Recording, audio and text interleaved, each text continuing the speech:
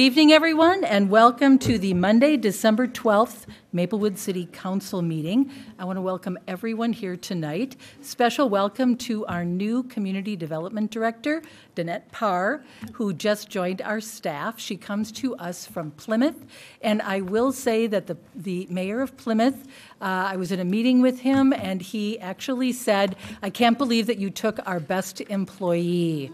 So we're expecting great things from Danette, so welcome to Maplewood. We're glad that you're here. So tonight I want to start with, we've got some real signs of the holiday season. And all you have to do is take a look around us. A couple of things I want to highlight. I talked about this at our last council meeting. We have a joint winter wear clothing drive that we are doing with Costco. You can either donate coats, boots, mittens, scarves, hats, gloves, anything that anyone would need for winter, either new or gently used. You can donate them here at City Hall. You can donate at Costco as well, or over at our Maplewood Community Center /Y. There are collection spots. So if you have any new or gently used winter wear, please bring those in. That would really be excellent, and I certainly want to thank Costco for partnering with us on this initiative. I also want to highlight something that we are going to be, that you'll find on our amended agenda. Two different places of worship have reached out and made donations of gift cards for our public safety officers to donate when they are out in the community and they run across someone who is in need. And so we are going to be, because it's a donation to the city, we have to formally accept it at the council, and then the gift cards will be provided to public safety, and they will be making those kinds of wonderful holiday touches when they find someone in need in our community. It really is very cool. And then the last kind of sign of the holiday, I saw today that 3M down in South Maplewood, for 60 years in a row, 3M has lit up their building, their international headquarters, with a Christmas tree. And they just started that again, signifying this is 60 years of wishing Merry Christmas to our community. So just a couple of nice little holiday signs out there. I'll tell everyone this is our very last council meeting of the year, and we will be going into, we've got a couple of weeks off before we start with a new year. So with that, City Clerk Sint, do you want to do, let's do the Pledge of Allegiance, please. Thanks. I pledge allegiance to the flag of the United States of America and to the republic for which it stands, one nation, under God, indivisible, with liberty and justice for all. Thank you. Now, City Clerk Sint, would you please do the roll call? Yes. Councilmember Cave. Here. Councilmember Juniman. Here. Councilmember Knudsen. Here. Councilmember Villavicencio. Here. Mayor Abrams. I'm here as well. Thank you. Council members, moving on to the approval of our agenda. Is there a motion? I move approval. Second. Moved by Cave, seconded by Juniman. The motion to approve the agenda. Is there any further discussion? Any additions? I am going to add under council presentations the Violent Reduction Leadership Team meeting that I attended. Councilmember Villavicencio, you wanted to add something? I just want to add something under council presentations too about snow removal. Okay. Anyone else? I know, council members, is there any wrap-ups that you want to give for your commission meetings, City or Councilmember Villavicencio? Anything you want to say about parks? Anything you want to add, or No. Councilmember Knudsen? No. Councilmember Cave, Juniman? Okay. Thank you. So with that, then we've got a motion and a second. All those in favor of approving the agenda signify by saying aye. Aye. Any opposed? The motion passes.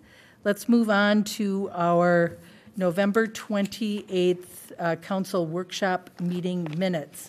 Is there a motion? I move approval. Second. Moved by Juniman, seconded by Knutson, the motion to approve the November 28th, 2022 City Council Workshop meeting minutes. Is there any further discussion? All those in favor signify by saying aye. Aye. Any? And I Councilmember abstain. Cave? I abstain. Okay, Councilmember Cave abstains. Thank you, the motion passes. Now on to the November 28th, 2022 City Council meeting minutes. Is there a motion? So moved. Second. Moved by Knutson, seconded by Juniman. Councilmember Juniman, you have a There's a comment? correction on the bottom of page 2, packet page 4, under rental housing licensing program. It should say Neighborhood Preservation Officer. Excuse me. Okay, City Clerk Sint, did you get that? Okay. Any other discussion? Hearing none, then all those in favor signify by saying aye. Aye. Any opposed? The Mayor, motion. I abstain. Councilmember Cave abstains. Thank you. Moving on to appointments and presentations. City Manager Coleman. Thank you, Mayor, members of the City Council. The council calendar is meant to just give you a preview of what will be coming up at our next couple of council meetings. And as the mayor indicated, this is our first and last meeting for December. We will be regrouping on January 9th for our first meeting of the year, in which we'll have an oath of office for mayor and council members. Also have the 2023 council appointments to the commissions and boards and other partners. Also, that evening, I will be looking for approval on the Purple Line engagement process. So we'll be discussing that at that meeting as well. And on January 23rd, we will be doing commission interviews for openings on our boards. Do we know which boards have openings yet? There's 3, I think, but I don't remember. It's HEDC, Planning Commission, and Environmental, ENR. Okay, thank you. Okay, moving on to our council presentations.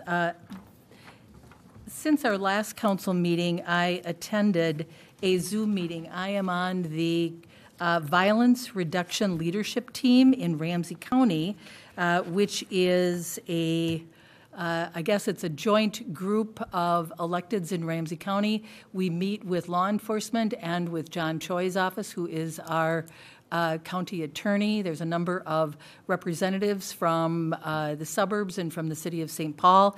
And on this Zoom meeting, Congresswoman Betty McCollum attended. And the purpose for her attending was to explain and talk a little bit about the $900,000 federal money that she was able to secure for Ramsey County to help us fight violence and crime in Ramsey County. And I'm happy to say that Maplewood is a benefactor of some of that $900,000. Some of that money is being used through John Choi's office to work with youth who are struggling and prone to getting into trouble. And we are working through our Maplewood Community Center, through the Y, with funding through this federal money to help get some kids back on track. And it's coming specifically from those federal monies. So our community is actually benefiting from that, and it was as a result of the efforts of Congresswoman McCollum, which was really a wonderful thing to hear, because we know that crime has been up in Ramsey County. We have talked about it. Tonight, if you've looked at our agenda, we are we asked our Public Safety Department and our city attorney. We're actually being asked to adopt a catalytic converter ordinance so that we can take just one more step in trying to make our community more safe. So, it was a really good meeting, and I think that by getting a number of electeds from law enforcement together and the county attorney's office together to talk about this, we can really make some strides forward in trying to help. So I'm very pleased about where that group is going. So Councilmember Villavicencio, you wanted to talk about snow removal. Yes. As you were saying, it's the time of the year. And, I think snow snow removal, dealing with snow is an issue that a lot of people face. I think everybody faces in some way, shape, or form. And I have been receiving a number of phone calls from mostly seniors from Maplewood who are just struggling with being able to get around the community, and they're wondering if possibly we could look into a city ordinance that would include snow removal of sidewalks. And, I think as I've looked into it a little bit, a lot of the cities around the Twin Cities do have city ordinances that include clearing sidewalks for snow removal. And I think it would make sense for our community, but I would like if if the staff could look into it and we could discuss it at a later date. And I guess that's what my presentation was about. Okay. Thanks. What we normally do is we ask all the council members to weigh in on that because it would require a majority of the council members to request staff to do the research. So, council members, your thoughts? Let's start down here. Councilmember Cave. No, I think that's a great idea. Research. Councilmember Juniman. Yes, please. Councilmember Knudsen. Makes sense. And I agree too. So therefore, we have interest from the council to look into this as a possible city ordinance. And I'm sure Mr. Love's department will be weighing in on this as well. Thank you. I know that they have been working on their street cleaning or street plowing schedules and revamping some of that. Oh, and just so everyone knows, this is not a reflection on their department's job, because I think they do a fabulous job. I mean, if you look at our trails in Maplewood, we're always done better and faster than neighboring areas. So I think that the department is doing a great job, but I think our ordinance in our neighborhoods could, property owners could help the whole community by making sure that the neighborhoods are safe for children to walk, senior citizens to walk around, all of that greatness. Thank you. Next, moving on to our agenda, we have a resolution of appreciation for Councilmember Bill Knudsen. City Manager Coleman, this is your topic, if you want to start us out. Certainly, Mayor. When council members end their time and service to the city considers a resolution of appreciation which recognizes the individual for their service to the city of Maplewood.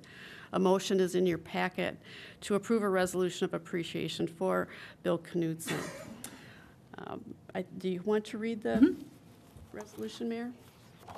I would be honored to read it.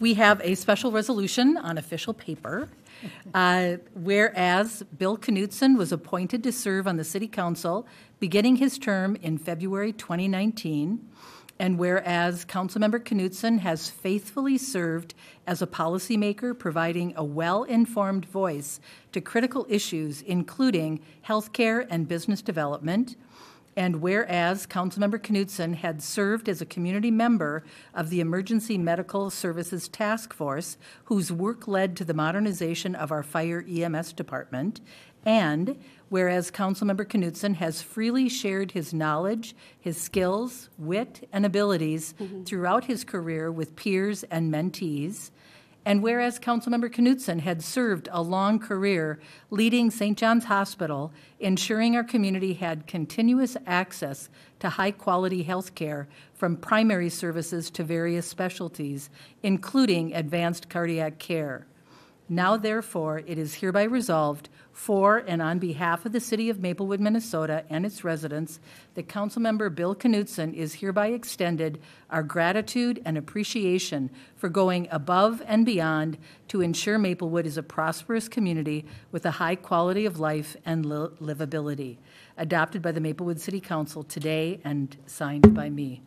And what I'd like to say is, I want to personally thank Bill Knudsen. He stepped in when he was asked to volunteer. And it's certainly, serving on the council is not an easy job. And I think Bill has exemplified the true spirit of public service.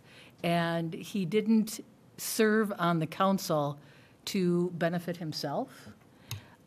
He served because he really cares about this community. And I have to say, I really have appreciated his common sense, his business acumen, his willingness to spend the time that it takes, the hours that it takes to prepare for a council meeting. And he has done it very selflessly. And you're going to be missed, greatly missed on this council. So I just wanted to say that. So we also have a gift. We're going to adopt this, but we have a really cool gift for Councilmember Knudsen. Here you go. Knudsen Parkway.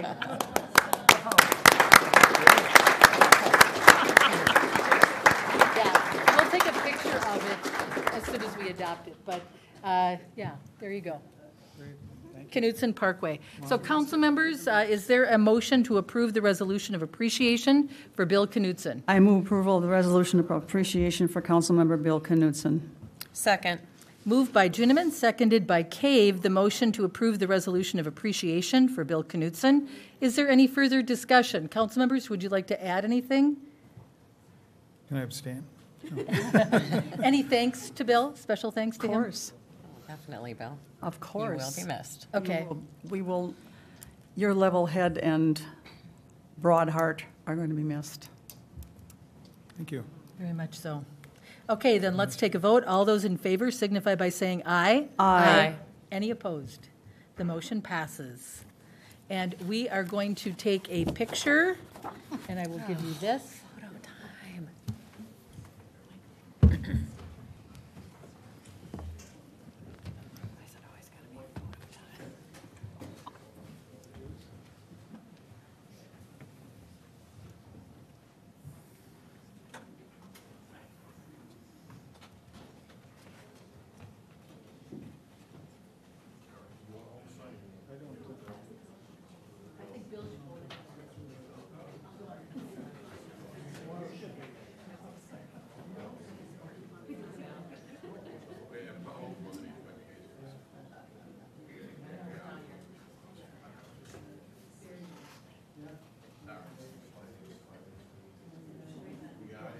All right, everybody's looking at Mike here.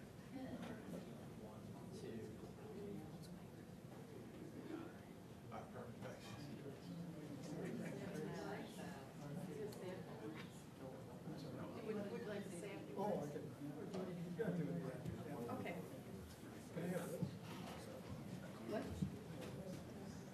Yes. He wants his name tag from there, too. Oh, sure. Yeah. We'll give you that at the end. And the chair? Oh, we'll give you a chair. You just don't get to choose. Yeah, we'll give you a chair. Let's find the one that tips. I know.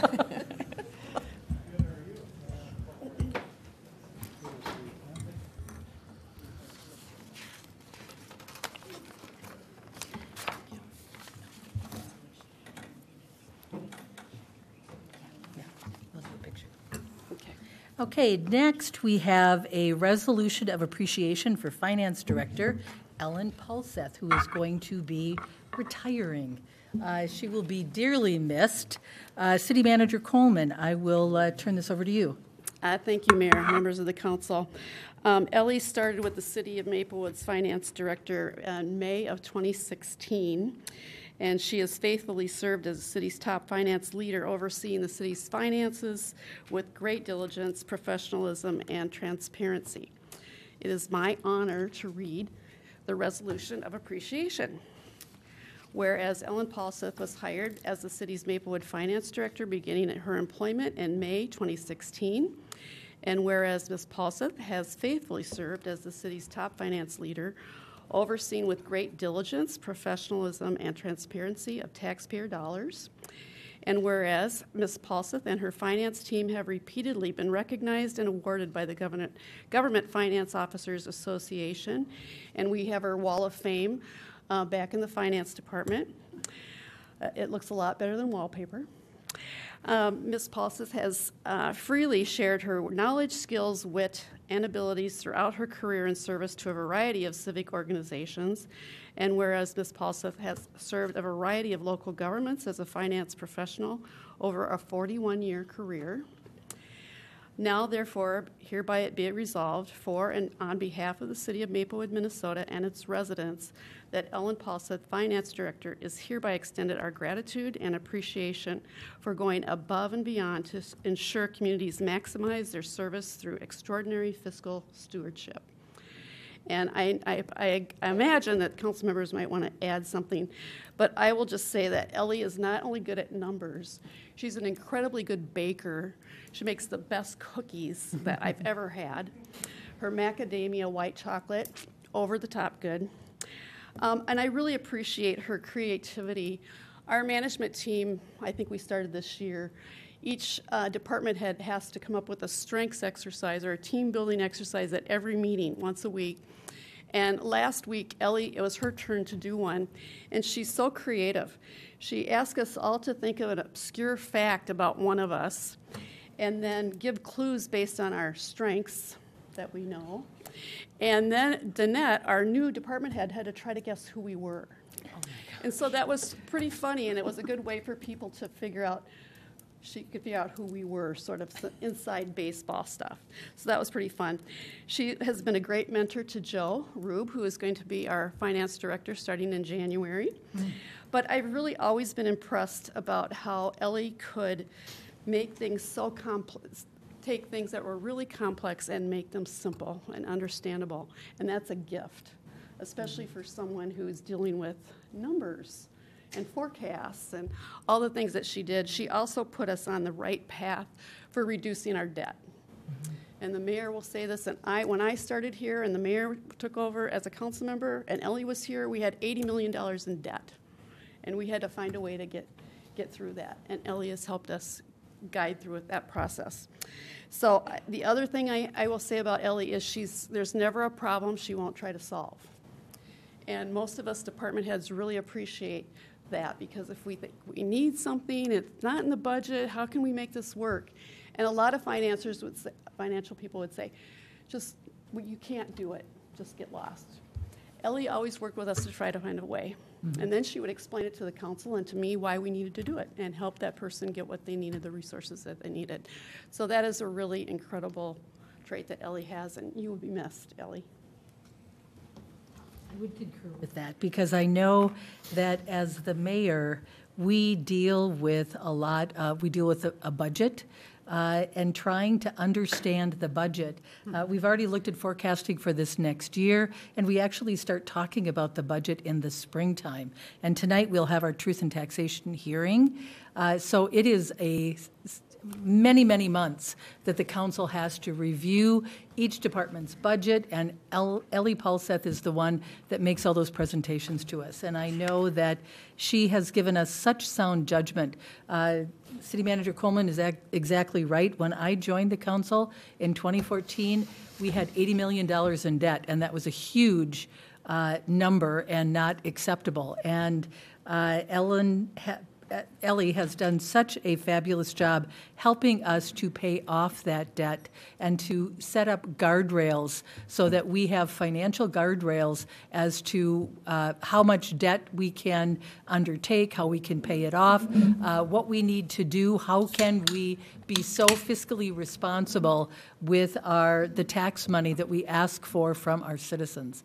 And so, Ellie, you have set us on the right course and pointed us in the right direction. And Joe, I'm looking forward to working with you because you have worked with Ellie, and I think that we have a very good route that is ahead of us, and it's all because of what you've done. And it's true, there are so many awards back there for financial responsibility and reporting and making good fiscal decisions, that, she is the one that has gotten us our very, very excellent bond rating as a city because of the way that she has really formed our financial picture. So, Ellie, thank you very much. So, council members, we've got a motion in front of us, and then we're going to take a picture with Ellie.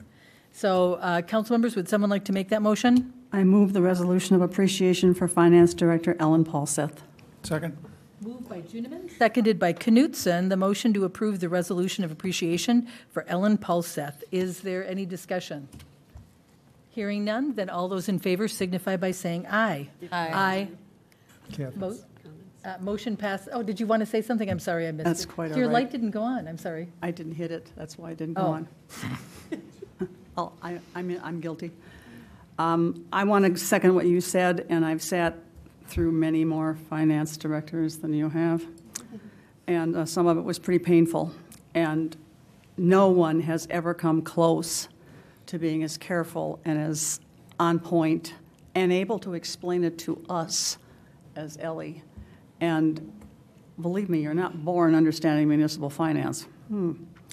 And I've never experienced this before in this job, at least, of someone who could take that stuff, it seems like Greek when you first look at it, and make it like it makes sense to us. I'm like, oh, wow, okay then. And that is a gift. And I thank you for the years of doing that for us, Ellie. It's amazing. And we've never had anyone with her amount of finesse and training either. We are certainly going to miss you.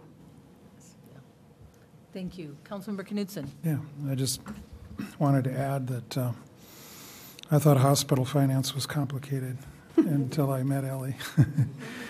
And so I think over the years you recognize that I'll ask you some very hard questions, which I think were well answered and useful to 4 people that might know.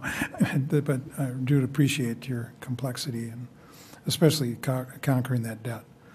When your first dollar goes to debt, you always have problems. So if we can figure it out, that's a big deal. I appreciate it. Just to come full circle, Ellie, can you tell us what our debt is right now?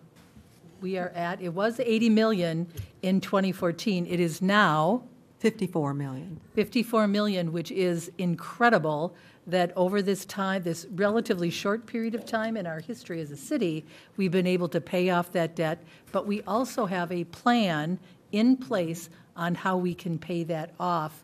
Could you just kind of give us a thumbnail? We'll give you one more chance to, well, you're going to be up here anyway, but another opportunity to take something very complex, the plan that we have to reduce that debt even further. Okay, and it is fairly simple. We pay more down every year than we borrow, so to the tune of about $2 million a year. So within the next couple of years, the council will have reached their goal for where they want to be for the amount of outstanding debt as an upper limit. So, and within the next 10 years, be relatively debt-free. Which is absolutely amazing. So thank you for that leadership in our financial picture. We really appreciate it. So Ellie, we want to take a picture. Ellie is retiring at the end of the month, and this is the last meeting that she'll be at.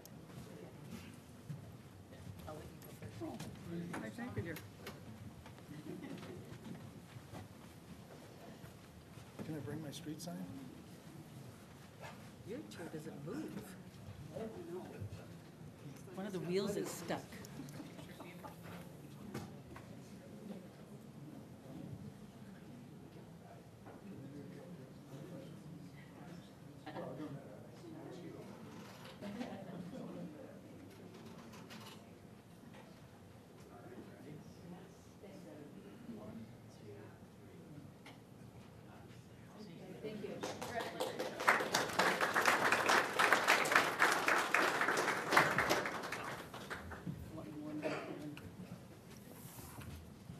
I'll let you go in first. Okay.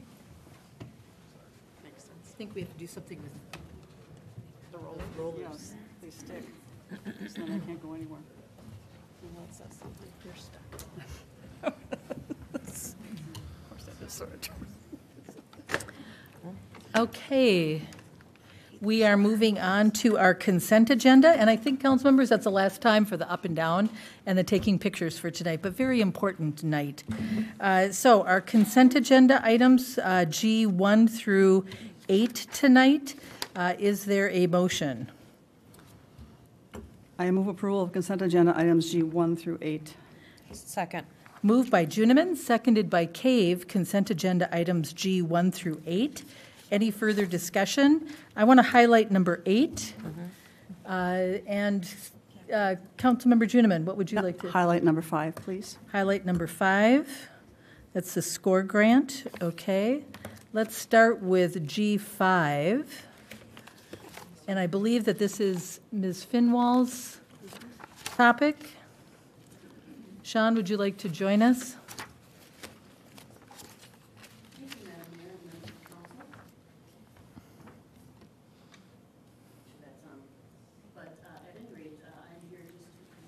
The 2023 SCORE grant. SCORE stands for Select Committee on Recycling and the Environment, in case you were wondering. And every year the county offers a grant to cities to help us improve our recycling program. And for 2023, the city of Maplewood will receive $103,000 and $119,000 for our core grant, and then for incentives, which is something new over the last 2 years, they have required cities to work a little harder to receive a little bit more money. And our incentive amount is $19,642.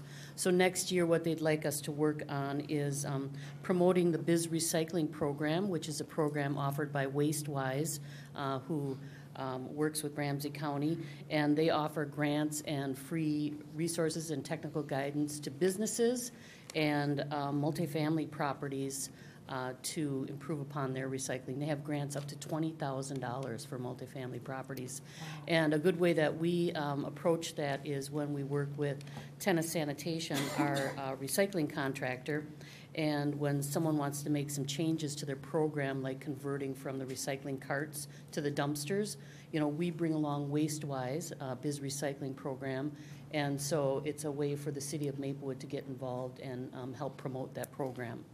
So we use the SCORE grants historically to pay for our contract with Tennis Sanitation for the recycling fees for residential. I'd be happy to answer any questions. Any questions? Thank you. It's a great grant. Thank you very much. Thank you, Sean. Okay. And G8, the resolution accepting donations from Calvary Church and Beaver Lake Lutheran. Chief Beardeman, Public Safety Director Beardeman. Thank you, Madam Mayor, Council. You have in front of you a motion to approve the resolution accepting donations from Calvary Church and Beaver Lake Lutheran Church. Calvary Church has made a generous donation of $5,350, and Beaver Lake Lutheran has made a generous donation of $1,150. These donations were given to Maplewood Public Safety staff with the intent that public safety staff would give them to families in need during the upcoming holiday season. As you recall, a similar donation was made last year. It was a very successful program, and as you can imagine, public safety staff come across people sometimes in the worst day of their life. I can think of a situation last year in which we had a family had their car broken into, and all the kids' presents were stolen that night, and it was the night before Christmas. Public safety staff gathered their cards together, took the family to Target, and made a successful Christmas. So that's just one of the many stories they received back, but again, this is something that is great for the public safety staff to give back to people and kind of work with the church and partner. So it's a great donation, a great program.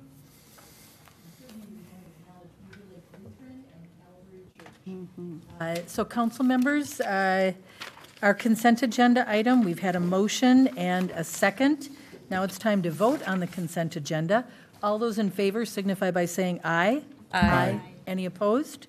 Okay, our consent agenda items are passed.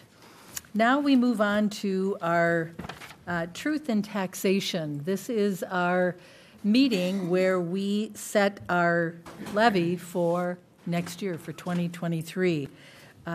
Finance Director Paul Seth, it's almost kind of sad. This will be your last truth in taxation hearing for us.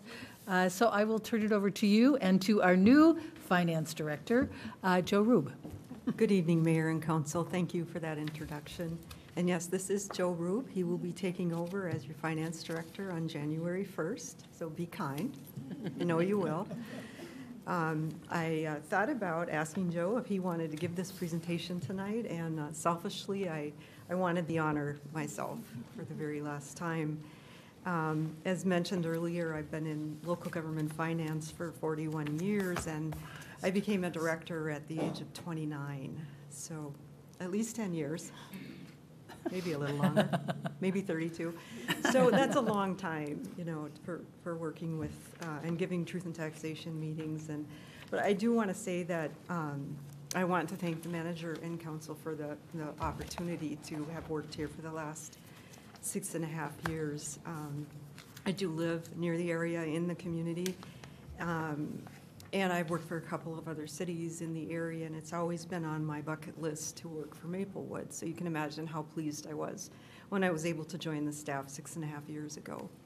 And then to, you know, have such a progressive and forward-thinking council to work for, and manager and department heads. It's just been my absolute pleasure. I've seen a lot happen in 6.5 years, not just in the finance department, but one of the things I wanted to mention was when I started here, we didn't have a communications department, and this is an initiative that the manager and council worked on together to get started. And, you know, it used to be, back in the day, we would look at that kind of expenditure and wonder if it met a public purpose. And, you know, now we understand how important it is for the council to stay engaged with the community. And you got all the right people in place, and we have just a wonderful communications department, and it's just been really exciting to see that evolve over the years. I just wanted to mention that that's one of the biggest changes that I've seen. So again, thank you again for this opportunity, and without further ado, I will get moving here. If we can bring up the first slide.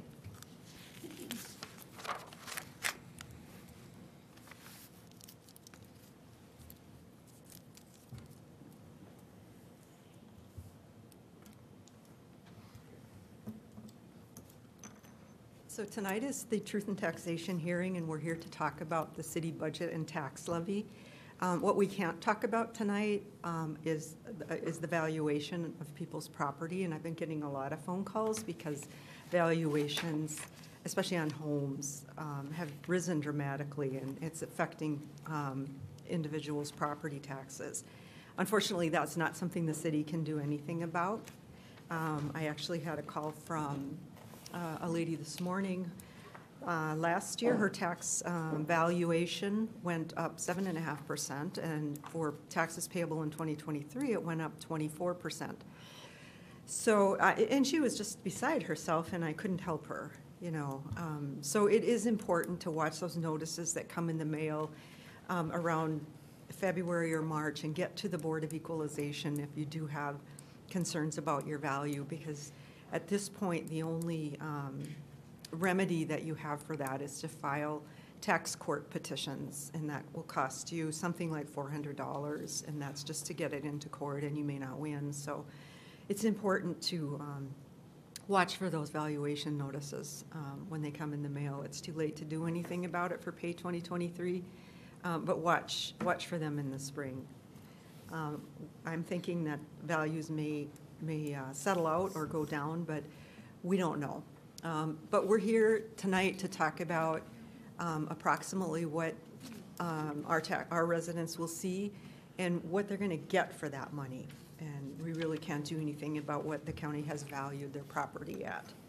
Everything we do is done through the lens of the city's strategic priorities, and particularly financial and asset management, as that is our goal in the finance department when preparing the budget, is to make sure that we have a sustainable budget for the community. I wanted to say just a little bit more about my time working here in Maplewood, and I don't want to belabor this, but what you're actually getting for your money. This year it was a little bit complicated. We had a pay study that we had to do A number of our classes of employees were underpaid in the market. So the city did have to make some increases to cover some of those corrections. I just wanted to say that throughout the years and through my last 6.5 years at Maplewood, I've interacted with city staff in all of the different departments. I wanted to just say a few things about these departments. I'll start with Public Works. They're out there doing every dirty job that you can possibly think of. We call them whenever anything needs to be done. They're patching roads. They're doing whatever they can on the limited budget that they have, and all they want to do is help the community. They're really the face of the community, and they just want to be out there making people happy. And that really is true.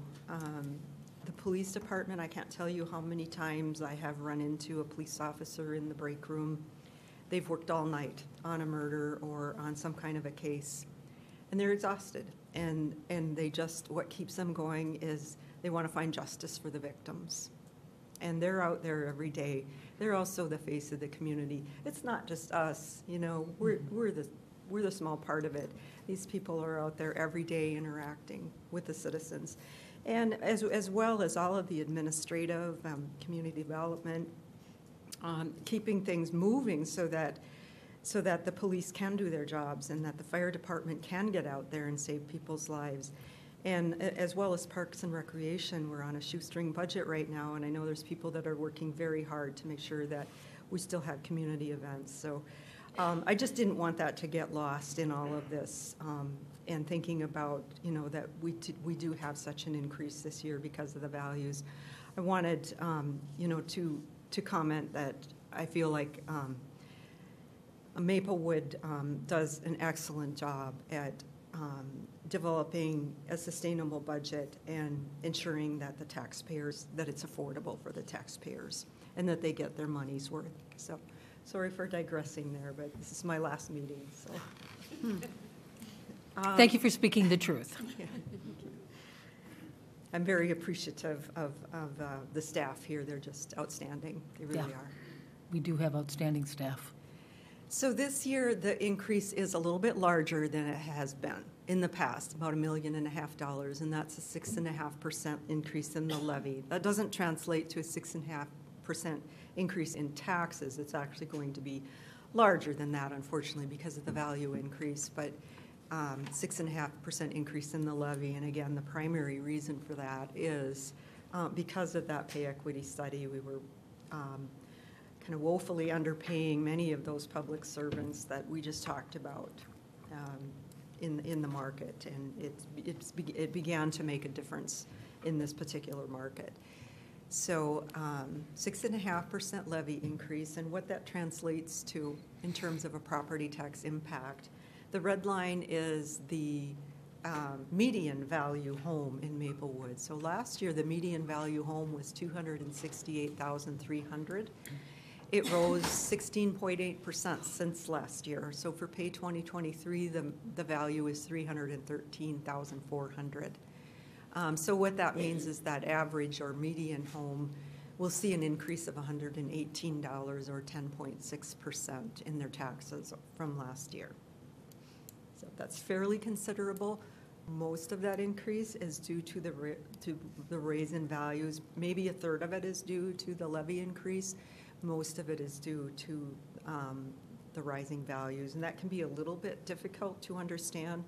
But what has happened over the last couple of years is residential values have risen just dramatically. Commercial values have been more stable. So that creates a shift of the tax burden. So residential taxes go up, commercial taxes stay the same or go down. So it just creates a shift. And we'll probably see that level out over the next couple of years. It's always very volatile, nothing that we can do about it on the city level, but we do have to deal with it and try to help our taxpayers as best as we can.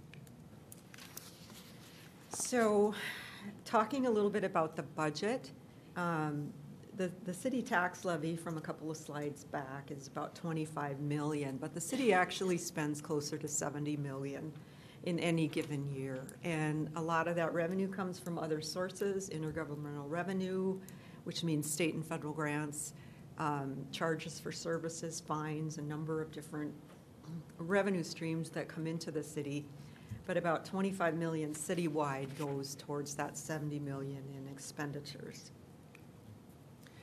Your total tax bill that you receive in the mail, the city's responsible for about 32% of that, the county about 36%, and the school about 24%. And there's some special districts, including your Met Council and your mosquito control, regional rail, watersheds, housing, make up just under 8% of it. So the city's portion of your bill is about 32%. So the 6.5% levy that the city is responsible for gets incorporated into that 32% of the total bill.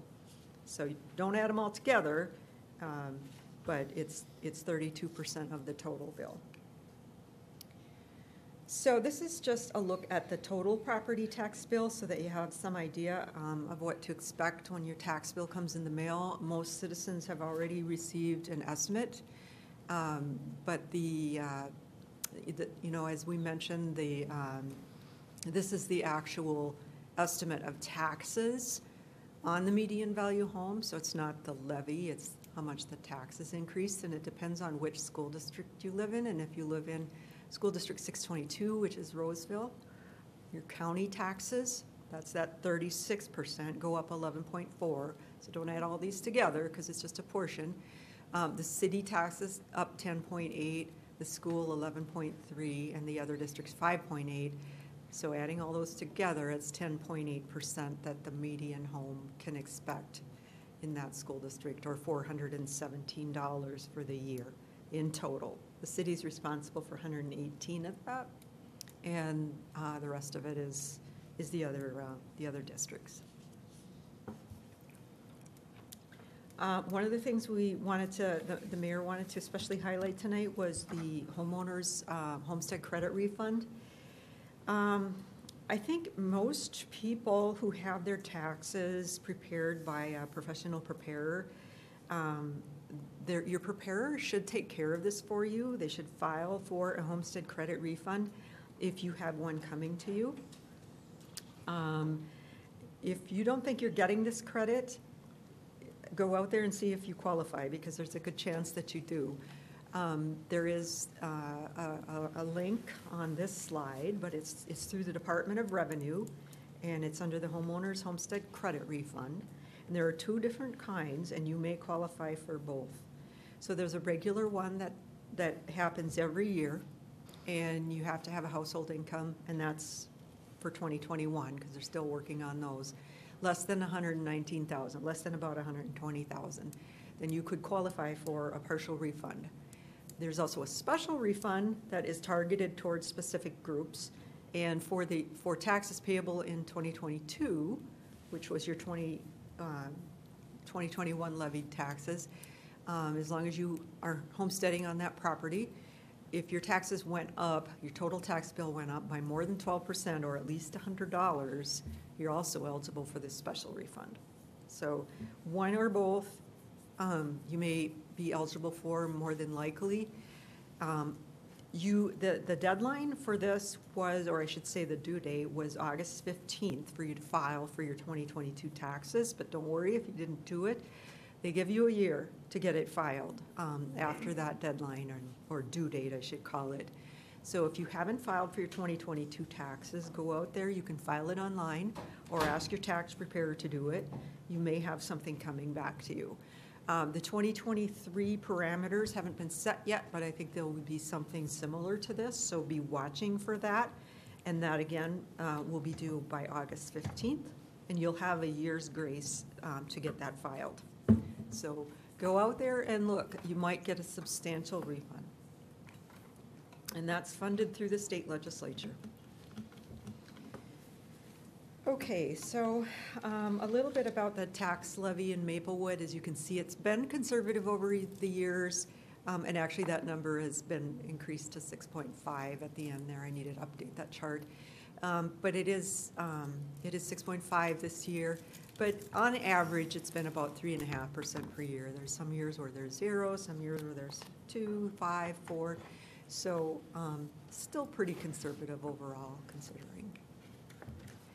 So the good news is that the tax capacity has been steadily increasing, especially since the end of the Great Recession. You can see the big jump in the last year for taxes payable in 2023, and a lot of that has to do with the inflation in the value of the homes. But it also incorporates all of the new construction that's happening in the community, and that new construction broadens the tax base and helps spread that burden out. So on average, over the last 10 years, 5.7% per year on average, the tax rate has or the tax capacity, has increased. So that's a piece of good news.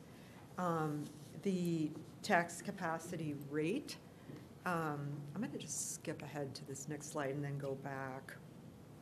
So the other factor is the fiscal disparities pool. So what happens in the metropolitan area is all of the commercial and industrial tax values get put into a pool, and the Met Council is in charge of this.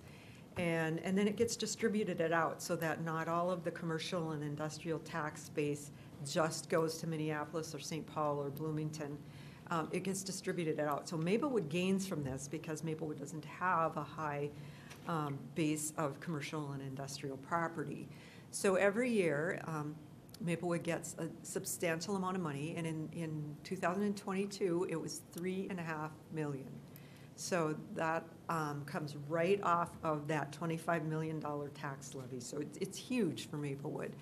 And that has increased on average over the last 10 years, 5%. So that has helped keep the tax rate down. So even though your taxes are going up, the tax rate has gone down, and that's a good thing as well. And it went down considerably, I think around 7% from 2022 to 2023. We had a little blip going up because of the new fire station debt, and now it's on its way back down again. And that is just a calculation that is that takes into account the tax levy, the growing tax base or tax capacity, and those fiscal disparities. And what that means is the city council is giving some of that benefit back to the taxpayers. They have not, if the rate would have stayed the same, that would have meant they would have increased their levy every year to keep the rate stable. But they're working on getting it down, which is a good sign, because it would be very burdensome for the community if they didn't do that. So we did cover that slide already. So all of those things together, then that makes up that tax rate.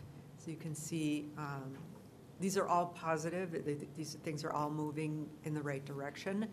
To have a city tax levy that's fairly moderate, really, by comparison, and a decent tax capacity, these are all good signs that make that tax rate go down. Your taxes are still going up. We understand that because your value went up more than what the tax rate could accommodate. So we also take a look at what the other cities in Ramsey County are doing. And again, this is a little bit of a moving target until all of these cities adopt their levy, but this is what they certified to the county for their preliminary levy in September. And Maplewood is, down towards the bottom, 6.5. There's a couple of them that are 6.3, 6.4, and Falcon Heights being at 4.8. So fairly conservative, given that all of these communities are struggling with inflation and trying to recover from the pandemic and all of these other things that go into what happens into a community. Every community has their story, but this just shows that Maplewood tends to be always on the conservative end. Just to go back for a second, the average increase was 11.5. The median, or the increased amount that is seen most often, would be around 8%. These are some more cities that we consider peers just simply because of population. And again, Maplewood being on the mid to low end of where some of these cities are sitting in terms of what their levy increases were or will be. Over 10 years, we kind of like to track it this way just to give another perspective. Over 10 years, and so this is beyond the history that I gave you in the slide earlier. As you can see, 6.5 is the highest, but over that 10 years, 3.7 was the average increase over that period of time. I guess it's 14 years, I'm sorry. It was 10 years in the slide. With the average of all of these Ramsey County cities being 5.6, so still below the weighted average of the cities. Another interesting chart is to look at how we spend money. And 2020 is the latest year that the State Auditor's Office had compiled data. It takes a while to get all the data from all these cities compiled. So what this means is in this group of cities, which are what we call our population peers, kind of 10% range window above and below Maplewood's population, Maplewood being just a little better than average of the population, just about average for tax capacity, so similar size wealth in the community. The certified tax levy is about average, and where we are different is in our current expenditures or operating expenditures. So current is another way of saying operating in governmental accounting. We're about 79.7 or less than 80% of what the average of the other cities are spending. So that's considerable. Where we kind of even out is in debt service. Again, we talked about that earlier. We're still paying off large amounts of debt. It's going down. That number, even though we're 172% of average, is going down every single year. Even with that large amount of debt, we're still only at 95% of the average because our operating expenditures are so low. So there will be some good opportunities as that debt continues to drop to figure out how to best utilize that capacity that will be remaining. Just wanted to point out the outstanding bonded debt in the second to last column. In this particular year, the average in 2020 was 47 million and Maplewood was at 60. As we mentioned earlier, we're down to 54. At the end of next year, it's going to be 52. It continually dropping. So this number has come down 20 million since we first started tracking this. So moving in the right direction. And this is just a chart showing the comparison of those cities with the bars. You can see the blue is the operating expenditures, and the orange is the capital, and the gray is the debt. And you can see where Maplewood has a little more debt than most of the others and less operating. A little bit about the fee schedule that was on the agenda tonight. The ordinance for the fee schedule. These are the rates that are going to be affected tonight on that fee schedule. So the sanitary sewer is going up $5 a quarter or 4.5%, and that is a pass-through from the Met Council. That's how much they're charging the city for waste disposal, and that's 75 to 80% of the entire sewer budget. So every year our budget reacts to what the Met Council is charging us for waste disposal.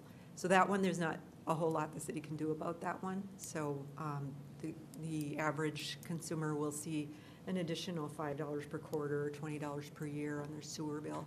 The Environmental Utility Fund, we had a couple of years as zeros, and we're starting to lag a little bit behind, so to keep up with inflation and trying to restore cost of living increases after the pandemic, we need to bump that up 3%, so another 83 cents per quarter.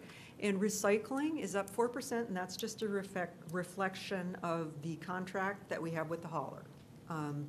That it mirrors that increase that is in place in that contract. So overall, a 4% increase in the utility bill, or $6.50 a quarter. never like to see that when you have an increase in taxes, but, sometimes it's just unavoidable. Just quickly, also tonight, you will be adopting the capital improvement plan. That's a $65 million plan, which is primarily roads. I want to point out that the budget is all online this year, and the capital improvement plan is also online. Because we have so many folks waiting for other hearings, we're not going to go into that tonight, but at some point we'll maybe send you a link or something and you can go up there and see what's online. We're just finishing up the departmental sections now with some problems we've had with the software. Also tonight, you'll be adopting amendments to the financial policies. We haven't done really anything with them, with the exception of 2 small items. So the public purpose expenditure policy, we are requesting an increase in the retirement and farewell event allowance. This isn't for me, but we've had in instances in the last few years where to get a plaque for police officers who have served for maybe 20 years or however many years it takes to get the plaque. The plaques are running around $300, and so the employees are building up a sunshine fund and donating money to the fund to help buy the plaques because the city can only pay $100 under the policy. So this would allow the city to pay up to $300 for, plaques or whatever is needed to be done for the retirement. The purchasing policy is just, we're adding the environmental purchasing policy. That was actually adopted in December of 2020. So there wasn't time to get it added in then, and in 2021 with COVID, I think we forgot about it. So we're just adding that in. That was already adopted. So tonight, we'd be asking the council to consider the 6.5% levy increase, adopt the 2023 budget that totals $69 million, adopt the 5-year CIP that totals $65 million. Again, that is just a plan. Every single project in that plan will be brought before you for approval at the appropriate time, but this is the 5-year kind of rolling plan. And then the last thing is to adopt the financial management policies, which we just discussed there. So I know I've probably taken up a little more time than necessary tonight, so if there are any questions, we'll be happy to try to answer them for you. Thank you, Ellie. Council members, are there any questions? Thank you for your last budget presentation. Oh, Councilmember Knudsen has a question. The guy with the hard question. Not at all. So on this packet we have the presentation, it basically shows an incredibly long-term and balanced program so could I take this to my next community and hold their feet to the fire? Sure, Mayor and Council. Thank you. One thing I will say is that we do have a 10-year long-term financial management plan. So when we do try to develop a budget, or when we are developing the budget, we put everything into that 10-year plan so that we can see what it does for the future years, so that we can make sure it's not only affordable today, but it's also affordable in the future. So that has been an extremely useful tool for us here in keeping things sustainable. So Thank you. Thank you for that. Thank you. Okay, then at this point in time, thank you for that last budget presentation. Thank you, And Joe, Ellie. you're going to be on for next year. Looking forward to that. We have a truth and taxation hearing tonight concerning the proposed tax levy. And so City Clerk Sint is getting the sign-up page so that she can announce it. What I am going to do is I will open up the truth and taxation hearing concerning our proposed tax levy, and then we will take testimony. When you address us, you can come up to the dais or to the microphone, and please state your name and your address. And then if you have questions or comments concerning the proposed tax levy, you're welcome to do that. What we will do is we will reserve any questions for staff for the end after the public hearing is closed, so that all of the questions will be answered at that time. City Clerk Sint, who do we have for our truth and taxation hearing?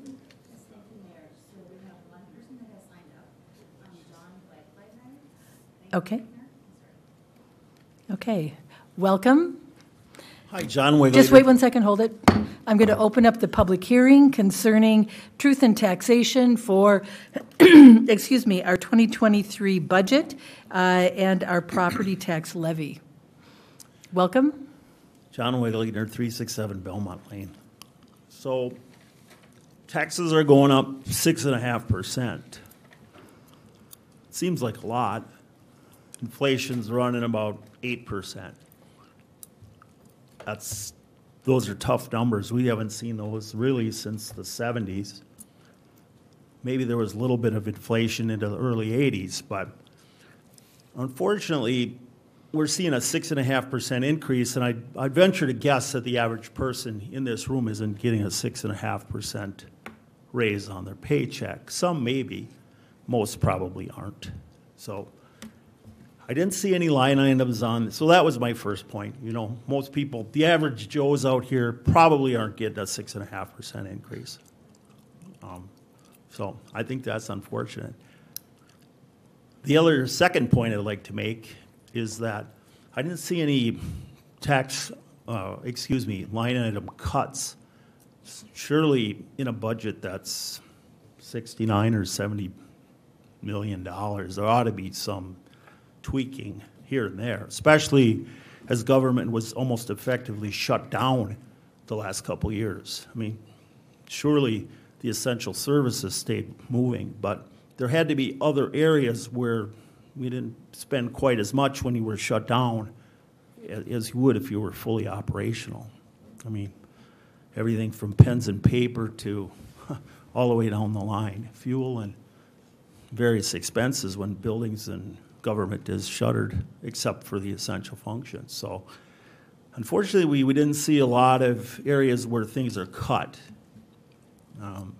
Every budget, every household budget has to make those calculations at the kitchen table. You know, maybe if inflation's raging currently about 7.8% based on our CPI, Consumer Price Index, surely the average person has to decide if they want to cut back on the cable bill or the streaming services. Or maybe it's a pair of tires for some people, or instead of buying the good coffee, you got to buy the crappy coffee. Whatever it is, every household budget is subject to these nips and tucks based on 7.8% inflation. Really, there's no end in sight on the inflation either. So, I don't know. 6.5%'s a lot bigger than I'm used to. You know, I know there's little rebates here and there, but the average person isn't keeping up. Breaking our backs, trying to keep our heads above water. So 6.5% is tough. So that's kind of what I wanted to say. We appreciate the numbers and the clarity through the years, but you know, I don't see crime going down 6.5%. I don't see any kind of trimming of the budget. So are the snowplows getting 6.5% better? I asked Nikki. I don't know about that. I love our snowplow guys, but our service is increasing by the same proportion that our tax rates are going up. And that's all we're asking for is parity, keeping up, trying to keep breaking our backs, trying to keep our heads above water. That's what we're trying to do. So I'll quit. Thanks for your time.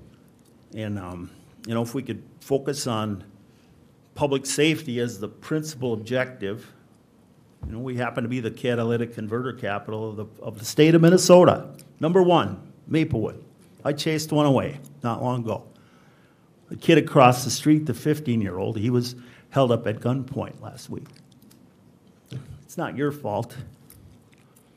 The bump and run exercise on Edgerton and Roselawn not too long ago made the TV.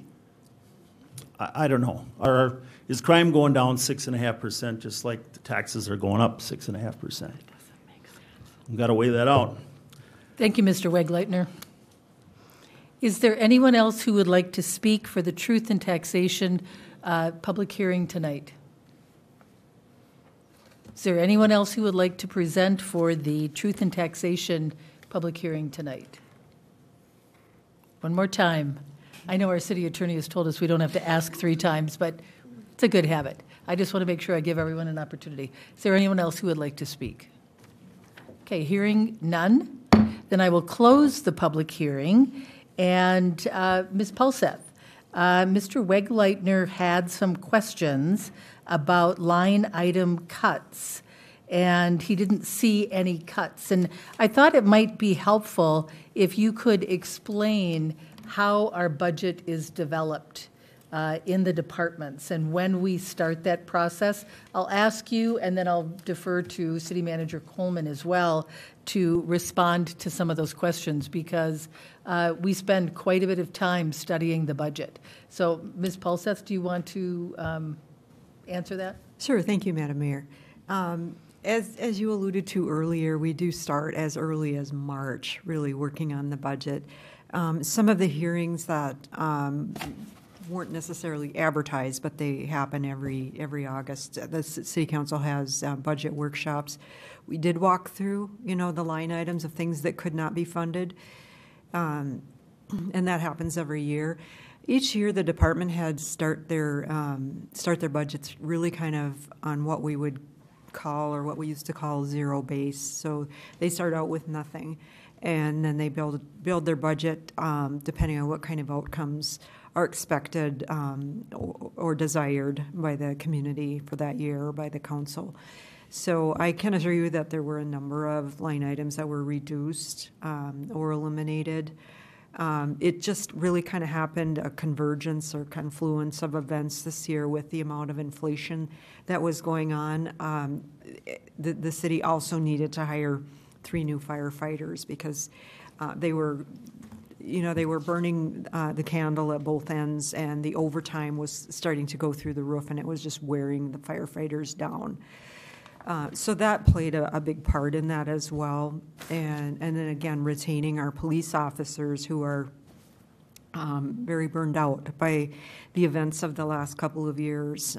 So attracting police officers in itself has been an issue, and then retaining them. So the city had a lot of challenges this year, and there were a number of things that did not get funded to the degree that staff would have liked, or that even the city council would have liked. But those sacrifices were made, and it's just much earlier on in the process, and we just didn't really go into them because we're just that much further down the line right now. So, thank you, City Manager Coleman. I think Ellie did a good job of explaining some of the challenges that we had, including the hiring of 3 new firefighter EMT paramedics. But another challenge that the city has faced since COVID is finding enough people to take our positions. And the police department last year was down 12 officers. And we're having trouble recruiting people for public works positions that in the past we would have 30 or 40 applicants, and now we're getting 5 or 6, 7. And we're having to rethink how we hire people. We're hiring trainees now to train people to fit into these positions. And so one of the reasons that we were having trouble attracting people is because we were underpaying our staff. We hadn't done a pay increase or pay range increase for 15 years. And that caught up with us in a very negative way. And so, wait a second, just a correction. Our staff have gotten pay increases. Yes, they have gotten pay increases. They've gotten pay increases. We haven't done a pay study to compare everyone. The market. Right. Yeah, excuse me, I should have said that better. Yeah, so we're not paying what other cities of our size are paying. And so the council worked with myself and public safety director and department heads to look at hiring someone to come in and do a pay equity study. And that has been completed, and that was a major price tag for next year's budget, which really, we didn't know the scope of that until quite late in the year. So it was a little hard for us to adjust. But as Ellie said, each and every department head starts at 0. And then they make their case to me about what they need and why they need it. And then the council ultimately decides whether they can afford to do that or not. So those were the kind of the 2 major things that have really challenged us for our budget this year. Besides cost of living, There are a lot of things. I would say that we did make some cuts too. Back in 2020 when the pandemic hit and we did have to shut down for a while, the council asked me to look at where we could make cuts, and we did eliminate our recreation program, most of our staff, because we couldn't do any recreation programming for a year.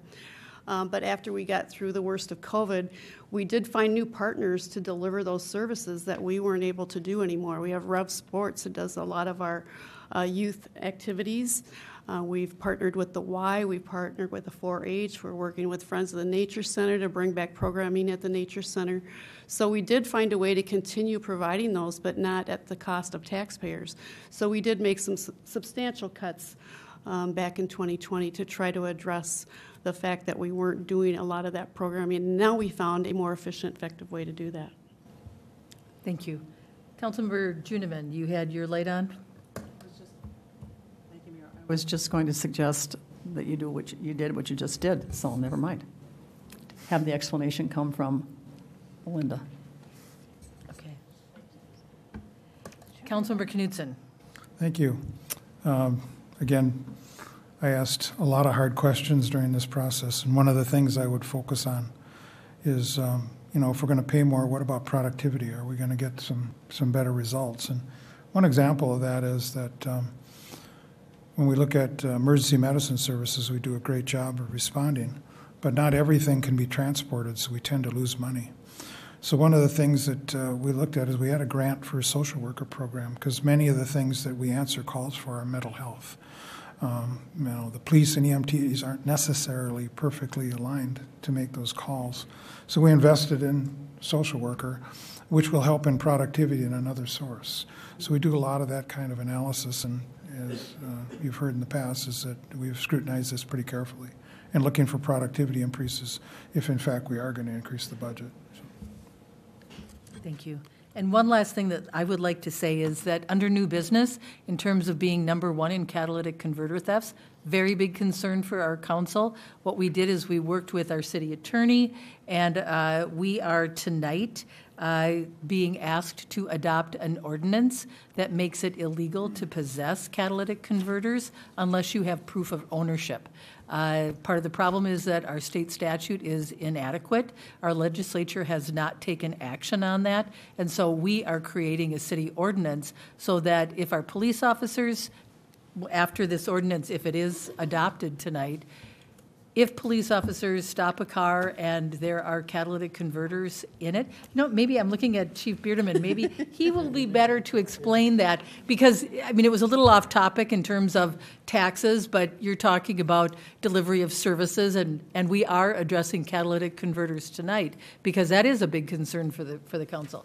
Chief, do you just want to kind of outline it from the public safety perspective on what this new ordinance will do in terms of a law enforcement tool?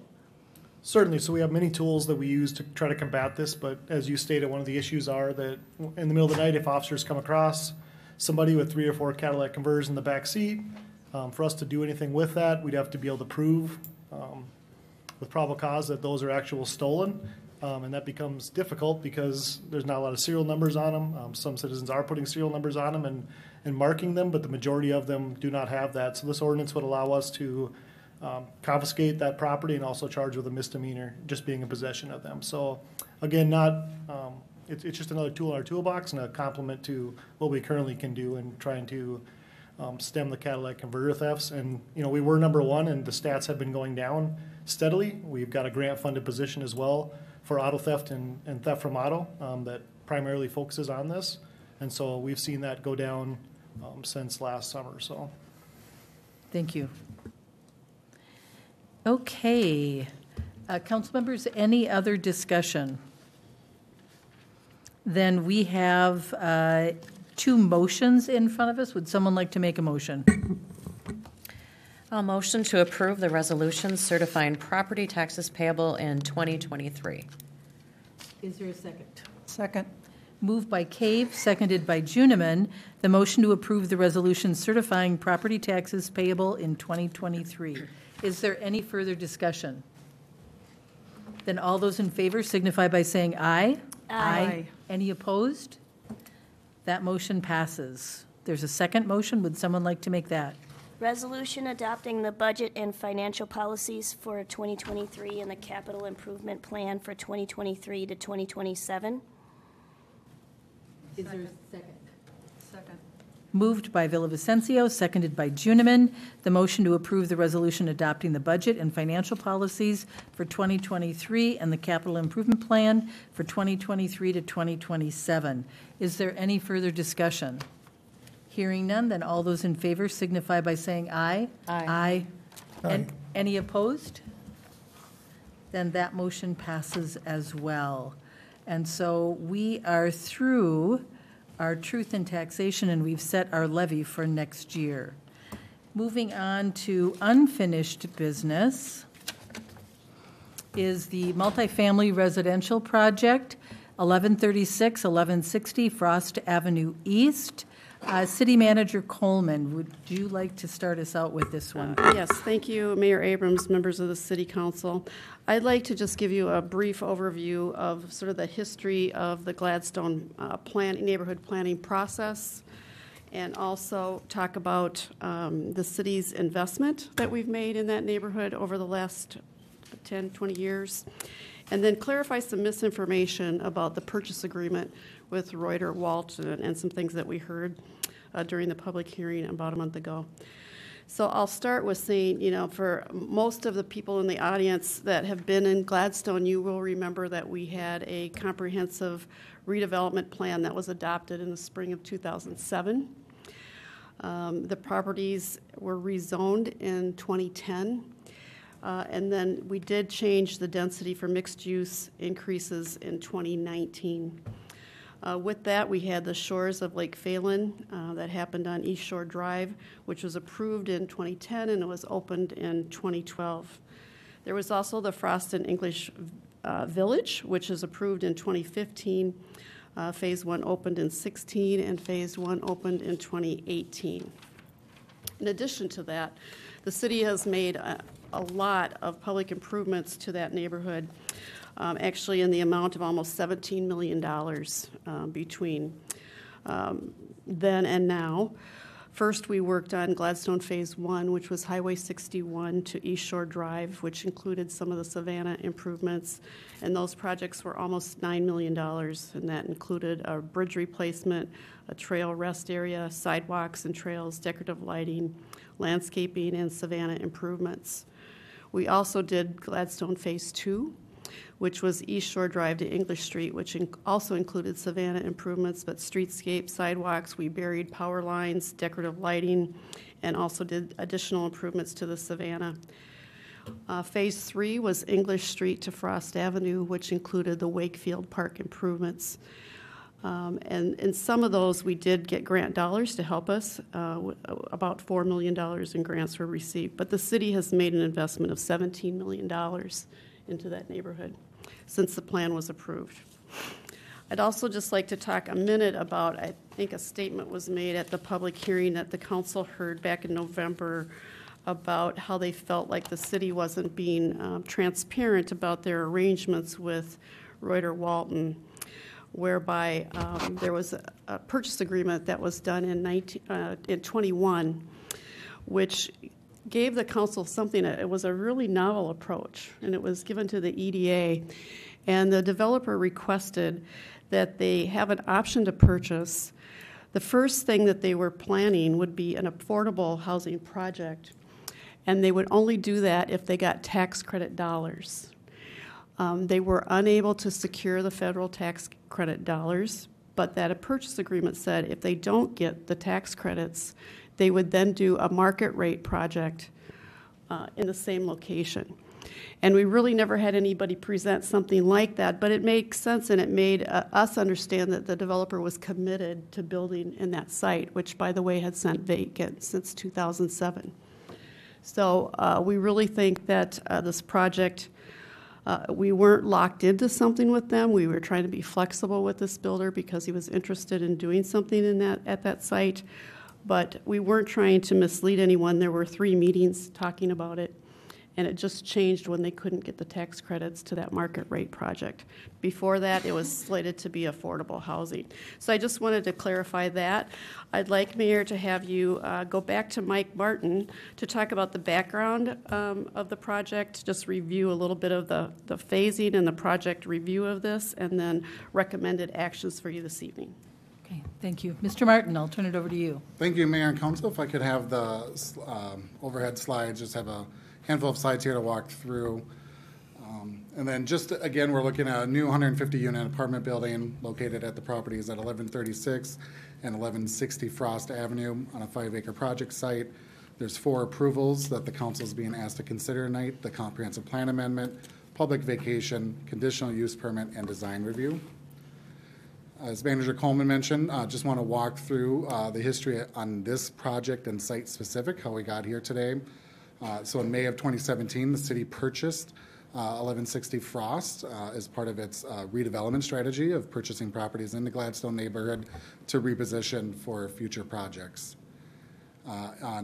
In June of the 2021, a purchase agreement that Manager Coleman also just walked through was approved with Reuter Walton, again with those 2 options for projects, and as stated, the tax credits were not ultimately awarded. So through February, and the developer at the November council meeting walked through their project plans development. So really from February to November, they still had been working on project plan development with that site plan tweak that they brought to the council at their meeting on the 14th. During that time, they were working with staff on the different scenarios of potential development on this site, and the developer walked through that in depth at the first meeting in November. They did start out with an attempted first neighborhood meeting. It was lightly attended. I know that was discussed at the council and the planning commission.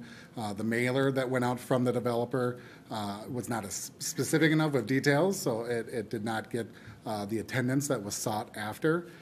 Later that month, the applicant did submit applications for their project, again for a market rate project to the city. And then that following week, the city did send out its own neighborhood survey, which kicked off several touch points from the city to the surrounding neighborhood throughout this process. The Planning Commission and CDRB reviewed the project at their September 20th meeting, starting with the Community Design Review Board. They made a motion to approve the project, which failed on a 2-2 vote, lacking a majority vote there. Even though that motion did fail, the CDRB's comments were still incorporated into the project and approvals that are before you tonight. The board did make a second motion to direct the developer to reduce density so all parking spaces could be underground. Again, that was approved. Later that evening, the Planning Commission held a public hearing where members of the public were afforded the opportunity to address the Planning Commission. After that public hearing was closed, the Planning Commission voted to table the project and directed the developer to hold another neighborhood meeting, which was done on October 3rd at the Wakefield Community Building, which from the all reports back was well attended, and then the developer did facilitate that discussion. Project then came back to the Planning Commission to complete their review on October 18th. They were looking specifically at the comprehensive plan amendment and the conditional use permit, and they voted to recommend denial towards the City Council. And then I should just state the council did hold another public hearing on November 14th with the public vacation. So 2 public hearings in total were held regarding this project, and that brings us where we are tonight. And so I just wanted to highlight the 4 items that are being asked for the City Council's consideration tonight. Again, the comprehensive plan amendment. While we consider the comprehensive plan obviously a very important document, it is not set in stone. We don't expect multiple changes all the time to the document, but they do happen occasionally, and that's why they require that 4/5 vote from the council to ensure that it's a decision that the council wants to move forward with. So the four projects, I'll kind of walk through them quickly, that have received comprehensive plan amendments in the last few years. 3000 Country View Drive, that's the multifamily project north of Costco, 2501 London Lane. Those are the apartments going up on the former fire station site at this time. So the council approved amendments to high density to facilitate both those projects. High density is also what's being asked for tonight on the subject property. 1832 Jarvis Court, not a residential project, but again, a comprehensive plan amendment.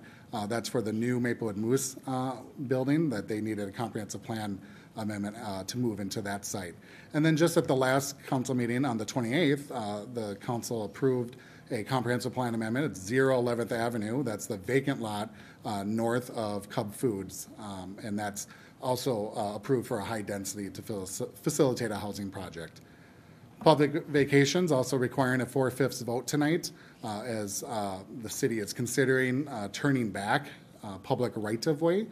The city does not have a policy of holding on public right-of-way unless it needs it. So when it is identified by private property owners as an opportunity to vacate it, that's something that we look at very seriously. So a few instances in the last couple of years: 1351 Frost Avenue, just east on the east side of English Street in this neighborhood, that was vacated not for a development project but for the Maplewood Bakery site. They wanted to add on to their property to better facilitate a driveway to service their back of their building. So again, that was unused right-of-way that the city deemed it did not need.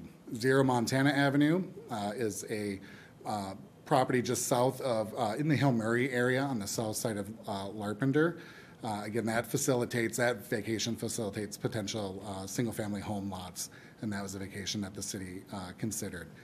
Most recently, just a few months ago, 1555, that's the Excel project on Century Avenue, another public vacation instance. And then on the conditional use permits, I wanted to highlight there is no building height limit in the city of Maplewood. What happens is anything above 35 feet or 3 stories triggers that conditional use permit requirement. The conditional use permit is not a mechanism to try to prohibit taller buildings, but it's really there to manage the taller buildings and to implement the design standards that also come with them. So that's increased setbacks for taller buildings, and again, anything else that's specific to that project, the council can place into that conditional use permit. So the first 2 instances I have listed here are in this neighborhood. Those are the Frost English phases, phase 1, phase 2, that occurred in 2015, 2017. Both have conditional use permits. The project again north of Costco, and then the project going up right now on London Lane. All multifamily projects since that 2015 date have required conditional use permits to move forward. Design review, I have an asterisk because everything requires design review. Unless you're a single family home being built, everything comes through our design review process. So that's a pretty standard request that the council will be considering tonight. So again, those are the 4 items before the council. We walked through the project in great detail at the last meeting, so staff can stand for any questions the council may have on any project details. But staff is still maintains the recommendation for approval on all 4 items and can stand for questions from the council. Thank you, Mr. Martin. I'm sure we are going to have a robust discussion up here at the council dais. But what I'd like to do is I'd like to find out, do any council members have any specific questions for Mr. Martin? Let's ask the questions now, and then the council will discuss. So, Councilmember Cave, do you have a question, or do you want to discuss? If I'd ask you to reserve your discussion until we get all the questions answered. Okay, question? Mr. Martin, the developer at the last, at the meeting mentioned that there was some planning change that they put in place, some, I believe a smaller site. Has that change been implemented or put into the project, or has it not? Mayor and council, correct. So the developer proposed or displayed a smaller footprint, not dramatically, but a smaller footprint of the proposed building.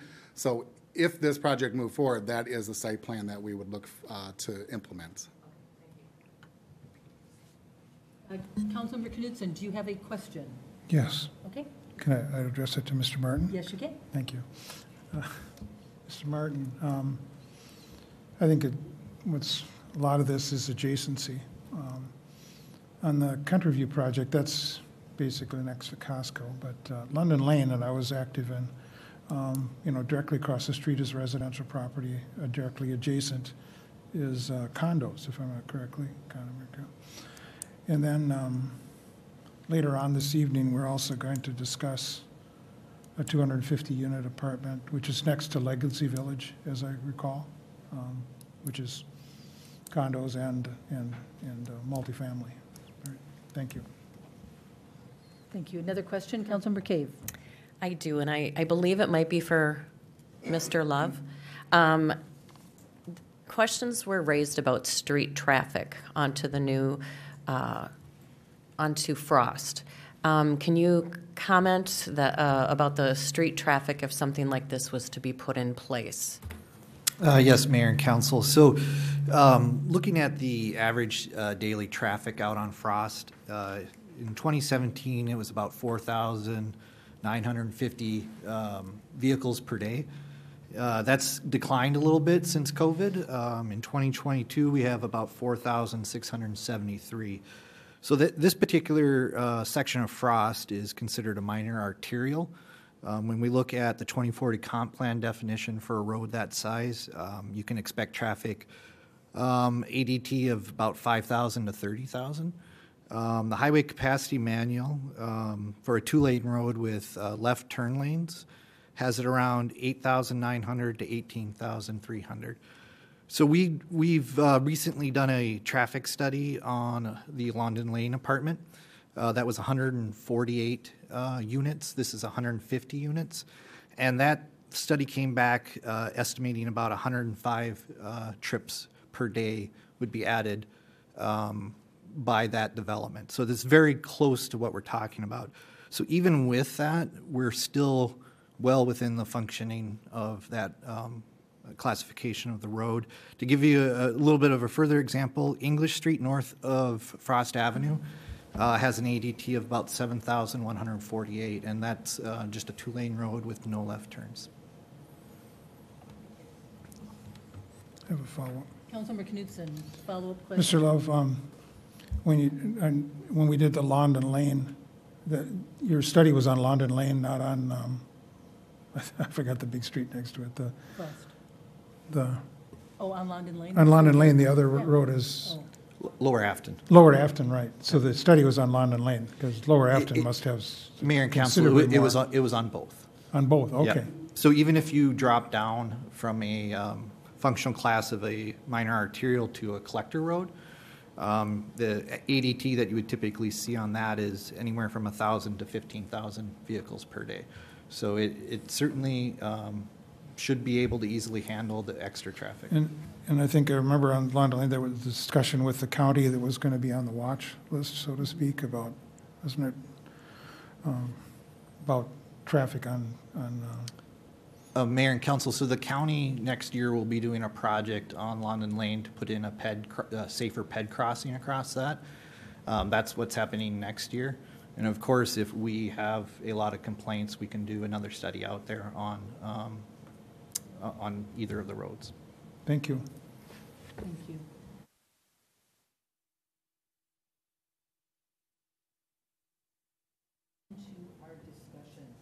You know, this is a project, as City Manager Coleman stated, that really came to us with two different options. It came to us either as affordable housing, and if the federal tax credits weren't approved by the government, then they were proposing market rate. And so that happened, I believe, was that in 2021? Mm-hmm. So this has been kind of, at least in discussion for quite some time.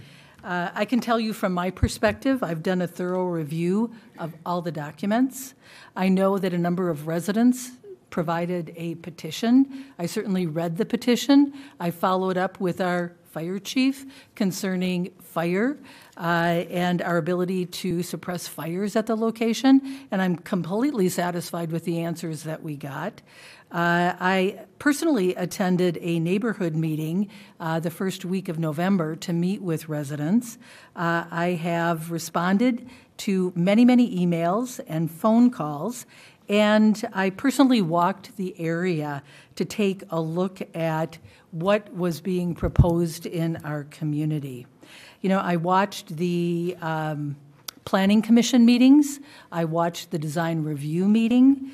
I watched the council meeting where Councilmember Cave stood in for me while I was not feeling well. And so there has been an awful lot of discussion about it. And now, council members, this really is our opportunity to talk about this amongst ourselves, and we ultimately are the decision makers. You know, the Gladstone area has struggled for a number of years.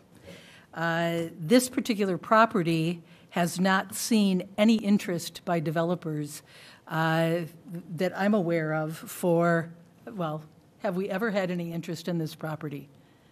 Mr. Martin? Mayor and Council, this is the first specific development project and developer that we've had interested in the site since the city has owned it. Okay, so this has been sitting there available for a very long time.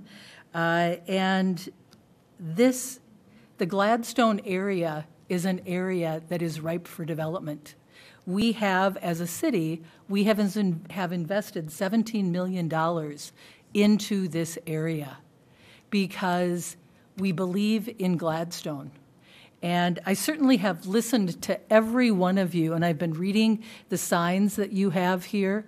And I will tell you that I certainly am sympathetic to the fact that change is very difficult. What I see in this project is a quality project, and I see this as an area where we have a quality developer who is very committed to this. I don't know, since I've been on the council, any other project where there have been, I think it's either 6 or 7 council members, different iterations of moving the building, the facility itself, around to maximize the impact, maximize the use of that space while minimizing the impact to the neighborhood. I just have never seen a developer make that kind of effort in our community. And I have to commend them for that. You know, in walking around the area, certainly the Savannah is an asset to our community. I took my grandson over there this last summer to play on that wonderful playground, and I took a look at the area, and I have to admit that what I believed was really a junkyard, I learned that it is actually a vehicle storage site, that has been sitting there so for very, very long, and there hasn't been any interest in improving that area. I have to say that as a council, I believe that we have an obligation to look forward to development in our city. And, you know, one of the things that I've heard from a number of people is that if I could kind of summarize some of the emails and some of the phone calls that I've had with people, is that they're not satisfied with any development whatsoever.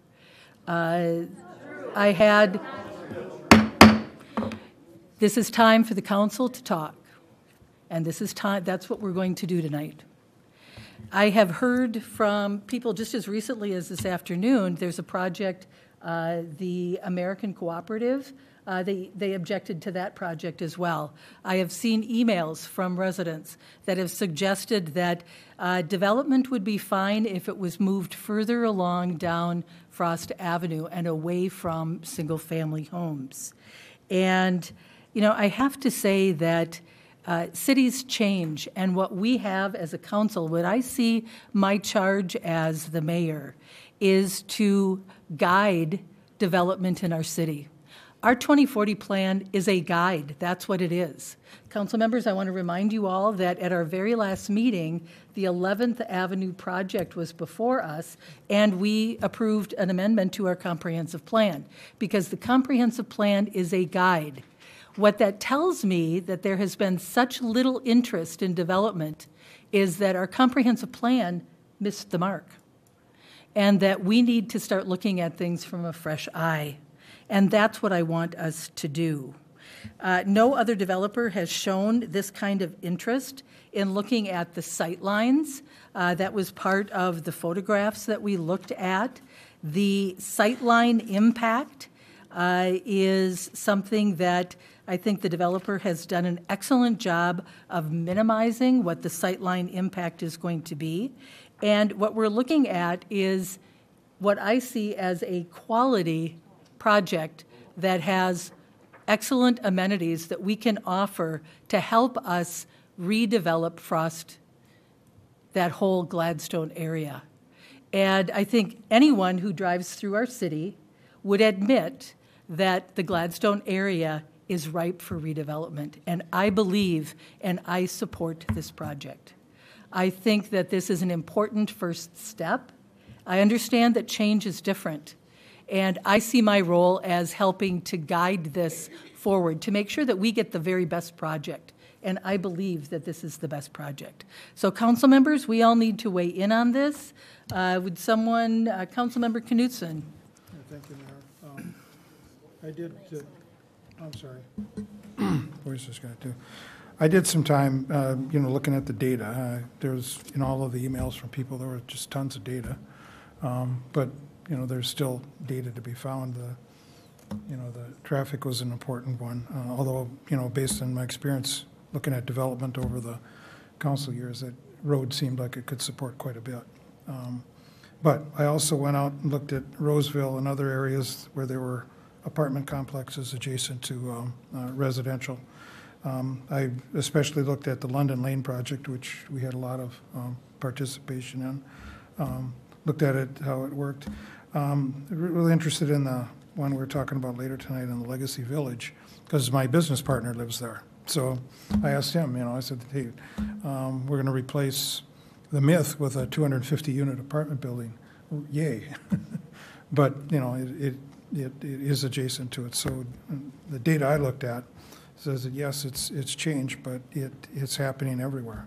We've got, development on the parking lot of a Southdale Shopping Center. We've got, the North End study calls for mixed, both retail and. So I think this is seems to fit my review of what's going on in other communities and what goes on here. Okay, thank you. Council members, anyone else? I'm going to call on you then, Councilmember Juniman, before you can even get your finger on the thing. I want to hear from everybody.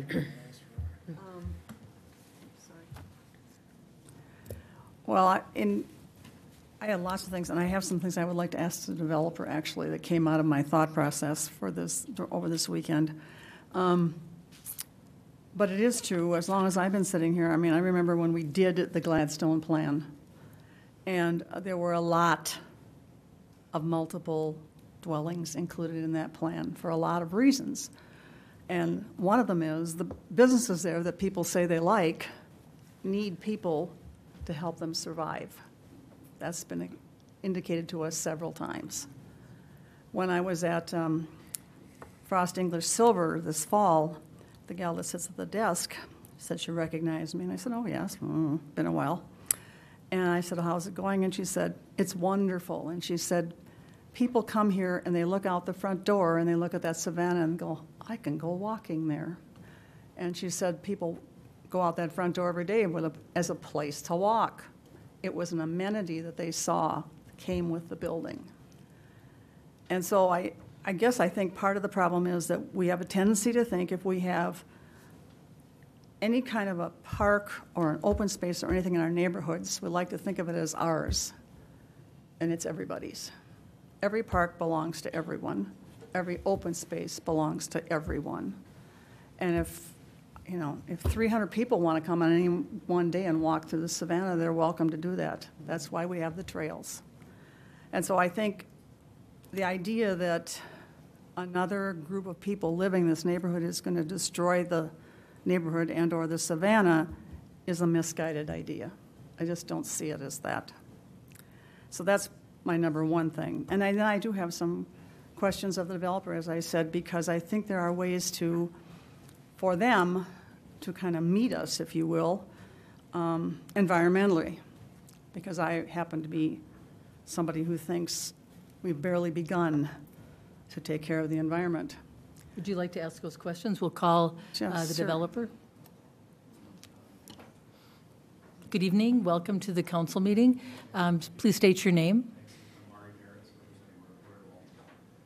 Glad to be here, and happy to answer any questions, Councilmember Junior. Sure. Well, I was, like I said, this weekend, I was poring over this, and I was thinking, all right, you need a CUP, and I'm not far enough along on my thinking to think we should demand that you do certain things, but I can say I would strongly suggest you do some things that add to the value of what is environmentally to your advantage already. I mean, let's face it, if this project goes through and you can build with that savanna right there, that's an amenity for the people who are going to rent in your building.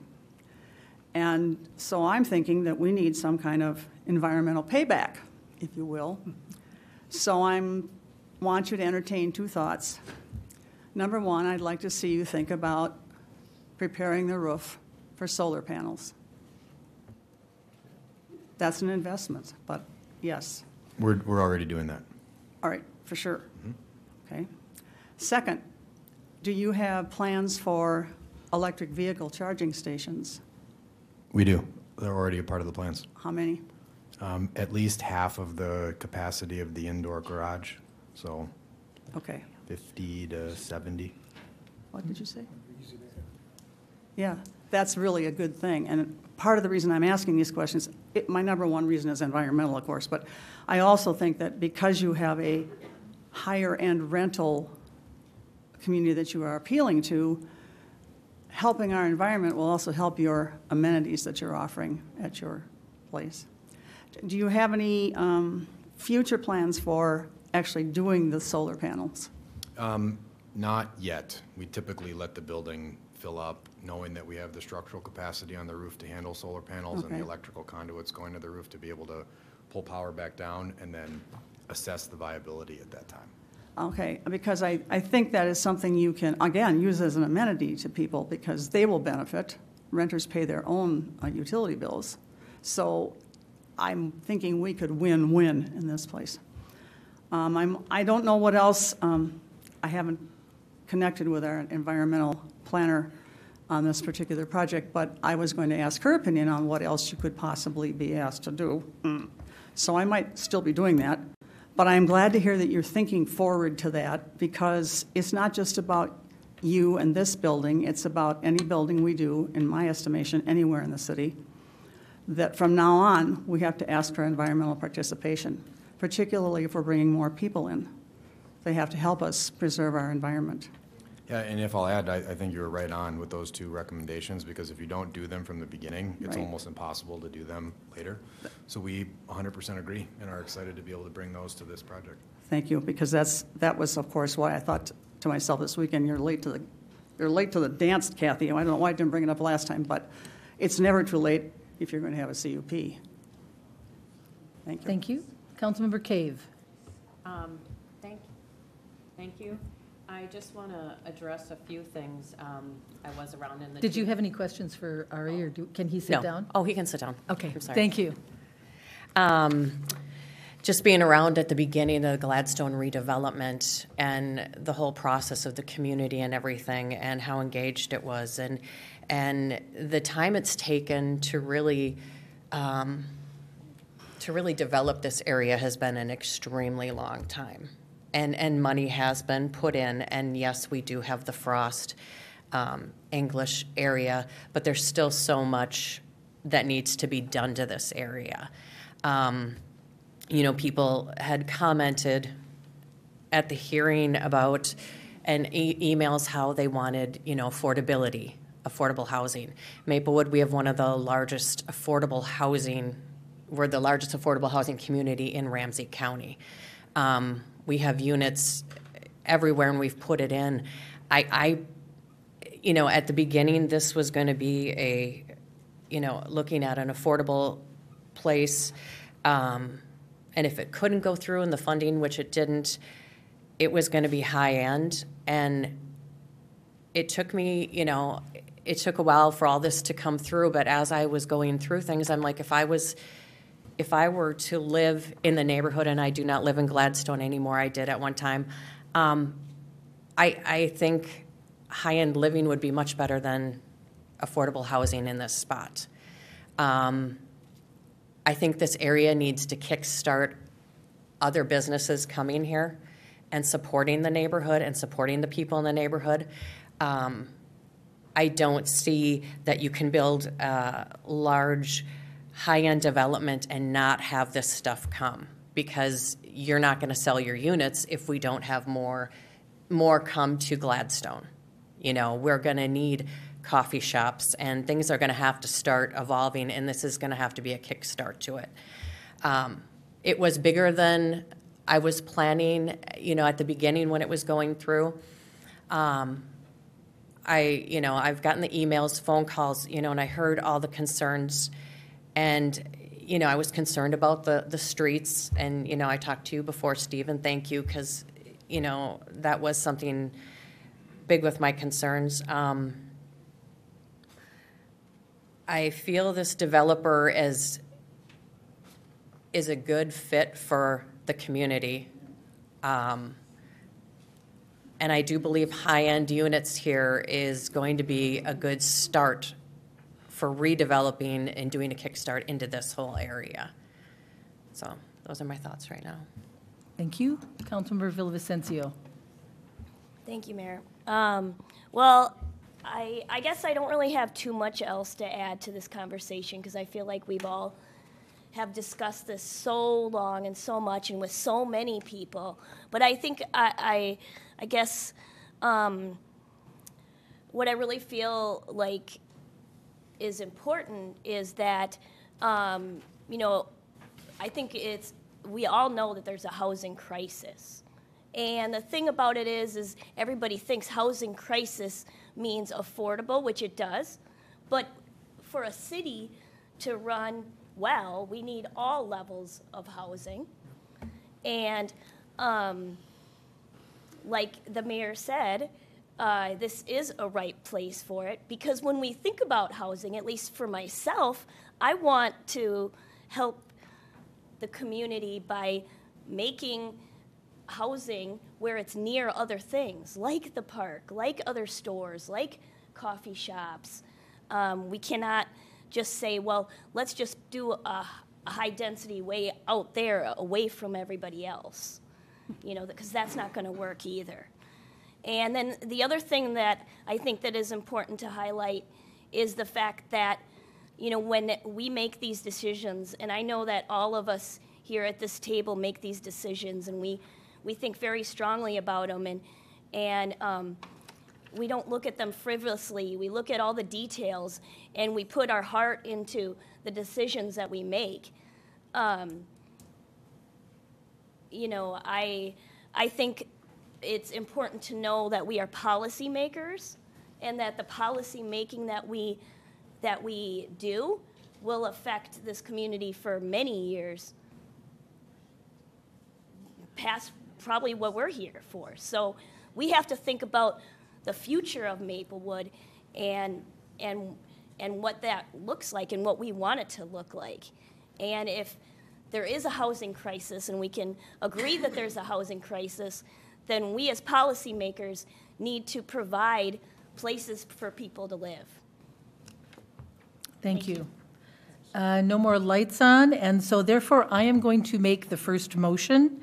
I will move to approve a resolution amending the 2040 Comprehensive Plan's future lane use map to re-guide the project properties from medium-density residential to high-density residential. I'll make that motion. Second. Moved by Abrams, seconded by Knutson. The motion to approve a resolution amending the 2040 Comprehensive Plan's future lane use map to re-guide the project properties from medium-density residential to high-density. Is there any further discussion? Seeing none, then all those in favor signify by saying aye. Aye. Aye. Any opposed? The motion passes 5-0. The next motion to approve a resolution for public vacations. I will make that motion. Is there a second? Second. Moved by Abrams, seconded by Knutson, the motion to approve a resolution for public vacations. Is there any further discussion? Councilmember Juniman. Thank you. This is probably a question, I don't know if it's for the attorney or for Mike Martin. But would there be any reason, even without this project, to not vacate these streets No. Mr. Martin? We would do this. Mayor and council, so part of the analysis that staff goes through on any public vacation request is really independent of the project. So Right. is there a city need for these rights-of-way? And there, it's been determined that there is not, independent of the project. Thank you. Okay. So there's been a motion and a second. Any further discussion? Hearing none, then all those in favor signify by saying aye. Aye. Any opposed? That motion passes 5-0. The motion to approve a resolution for a conditional use permit, I'll make that motion. Second. Moved by Abrams, seconded by Knutson. The motion to approve a resolution for a conditional use permit. Is there any further discussion? Hearing none, all those in favor signify by saying aye. Aye. That motion passes. And finally, the motion to approve a resolution for design review. I'll make that motion. Is there a second? Second. Moved by Abrams, seconded by Knutson. The motion to approve a resolution for design review. Is there any further discussion? Councilmember Juniman. Thank you, Mayor. There were some suggestions by design review about some changes, as I recall reading, Yeah. They were in use of certain materials. Are those written into this agreement at this point, or? Mr. Martin, I'm going to ask you that. Yes, Mayor and council, yeah, there was a handful of items that the CDRB had recommended. And Those all are of them built are in. there? They Okay, are. thank you. Councilmember I Cave. have one question on the design review. The dog park, what is is there fencing going up, or is it just tree barrier in that? Mayor and council, there would be a fencing barrier to the dog run. And it's a dog run. What, oh, dog run. Okay, thank you. Okay, there's been a motion and a second to approve the resolution for design review. All those in favor signify by saying aye. Aye. Any opposed? That motion passes. Thank you very much, council members. Thank you, residents, for all of your expression of your thoughts on this. Thank you. Council members, moving on to new business, we have discussion concerning the catalytic converter ordinance. Chief Beardeman, this is your topic tonight. Do you want to start with that? Thank you, Madam Mayor and Council. You have in front of you a motion to adopt the catalytic converter ordinance amending Chapter 24 of the Maplewood City Code. If this amendment goes through, it'll make the sale, purchase, or possession of a catalytic converter not attached to a motor vehicle a violation of city code and thus a misdemeanor. As we talked earlier, you gave me an opportunity to discuss this a little bit already, but this will just add another tool to our toolbox, allowing us to target catalytic converter thefts a little more precisely than we currently can do now. I stand for any questions. Chief, I want to thank you for pulling this together. I know City Attorney Beatty has weighed in on this heavily. I think that this is a great addition, and I'm glad that the council can help out with a tool in the toolbox. I might have a question for Mr. Beatty. Do we need to do anything in terms of publishing? We generally do a second vote if we're dealing with an ordinance. Do we need to do anything with that? No, Madam Mayor. For a statutory city, a single vote is all that's necessary. What you often see in the case of lengthy ordinances is a resolution authorizing publication by title and summary. This one, I couldn't justify that since it's about 5 or 6 lines long. So the whole ordinance will be published, and upon its publication, it will become effective. Okay, thank you. That was my question about publication. Okay, council, we have some questions.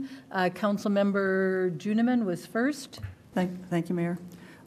Chief, do we have any indication that this could have been useful before now? In other words, have we found anybody with a back seat full of catalytic converters? Certainly, our officers, we did a specific detail when we were rated number 1 per capita in catalytic converter theft. So instead of just sitting idly by, we did a detail, had officers really targeting those areas.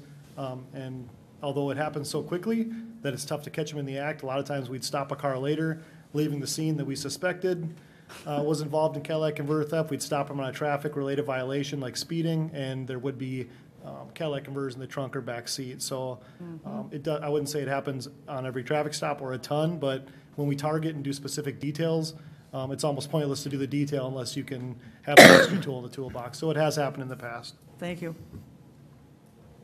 Councilmember Knudsen. Yes, thank you. I just wonder what's going on at the state legislature. Not much. I heard a snippet today that sounded awful, but and that the idea was that junkyards and stuff, needed to be responsible for it, and yet there was an argument that they shouldn't. Did I get that right, or is it?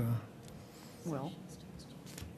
What's your specific question? Is it? He may not have heard what you heard. What's going on at the state legislature that's going to help us in this regard with our new ordinance? Yeah, I'm not aware exactly what's going on in the state legislature. I know that there was talk about making into state law exactly what we're talking about here, making it illegal to possess. But for the reasons that are beyond me, I'm not sure why they have not acted on that yet. Well, it just reminds me of when we were trying to do, smoking and other kinds of things. We figured if we were only ones around that had an ordinance, people would just go to another community, and it just made sense that, a broader look at the thing, and it just continues to make sense to have a very broad look at this kind of situation. Thank you. I totally agree with you, and I'm the one who brought this forward, thinking that this might be a way. I wanted to be able to address the fact that we're number one. We're number one in so many other positive things. I don't want to be known as number one for catalytic converter thefts. And so, unfortunately, the legislature has not taken action. I'm the one that in the past, I have not, where our state legislature needs to act, but we have so many people that are hurting out there. When I was out campaigning, I saw that, I talked with someone who had catalytic converters stolen on both vehicles of theirs, which meant that they then had to pay their deductible for their insurance company twice. And they were pretty upset about it. And so, as a city council, we can do something in the interim.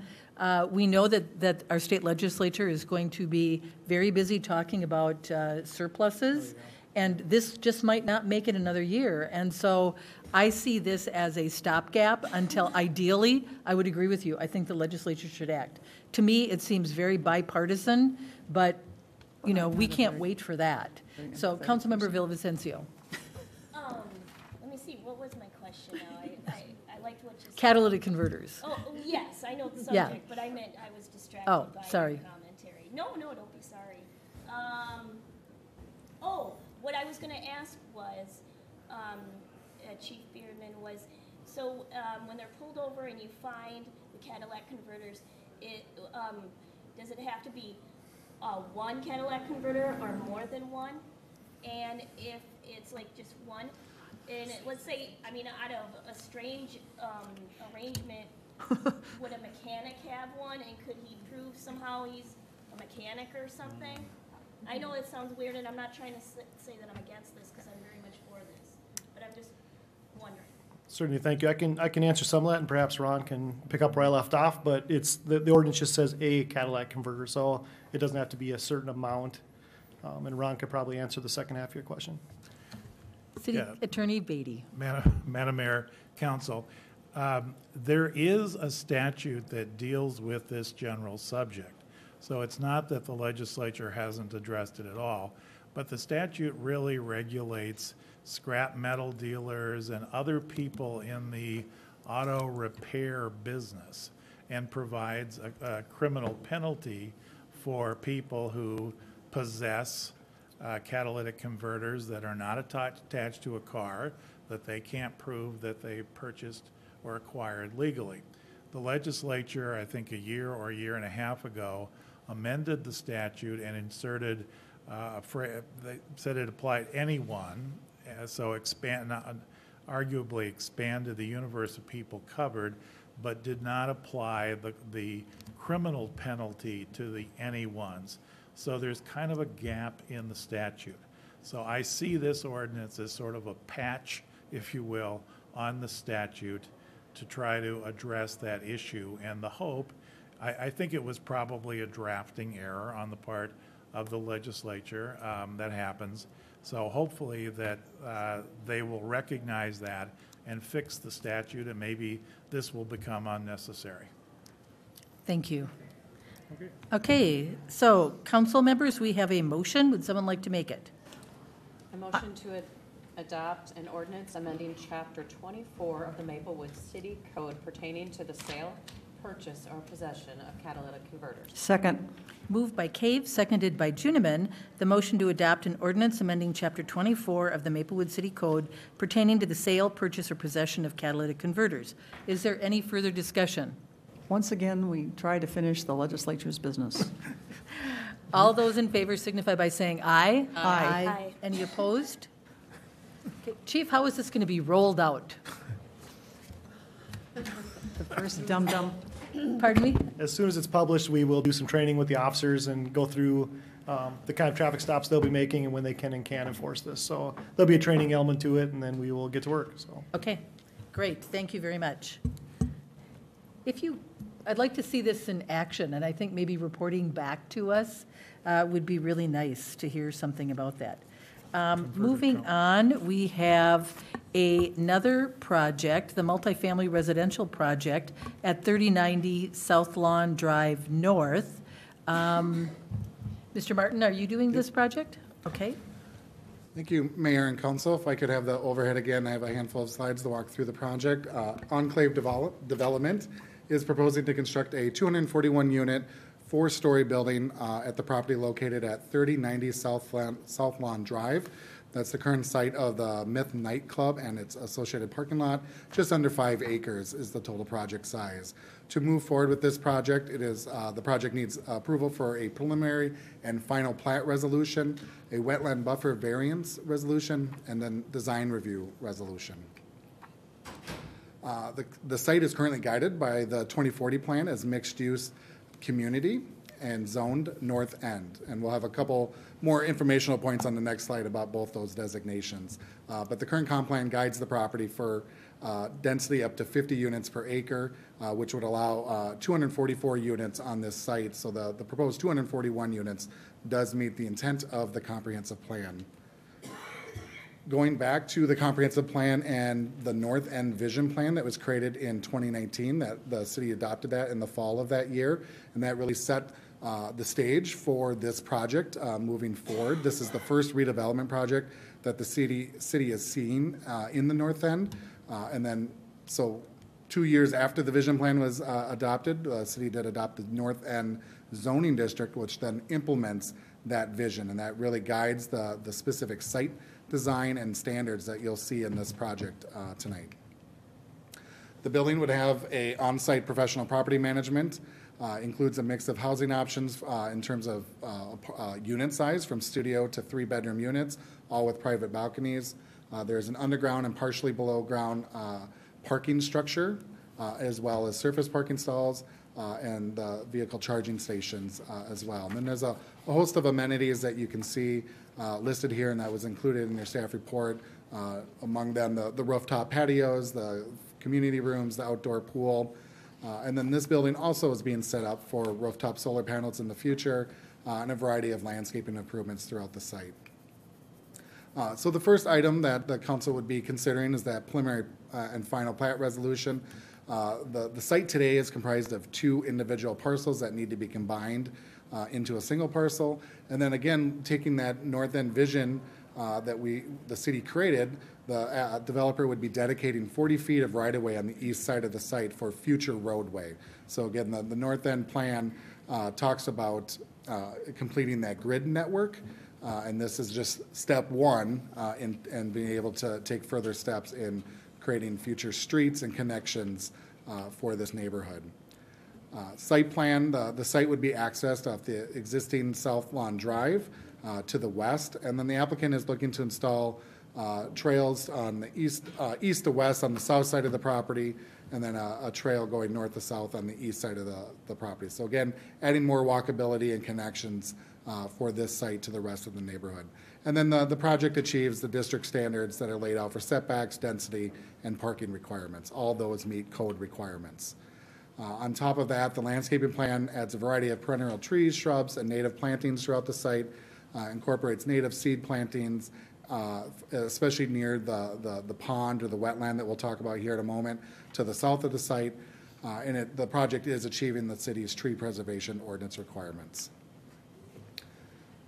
The second item before the council is the wetland buffer variance. So what really looks like, in some cases, a stormwater pond is actually a managed sea wetland on the south end of the parcel.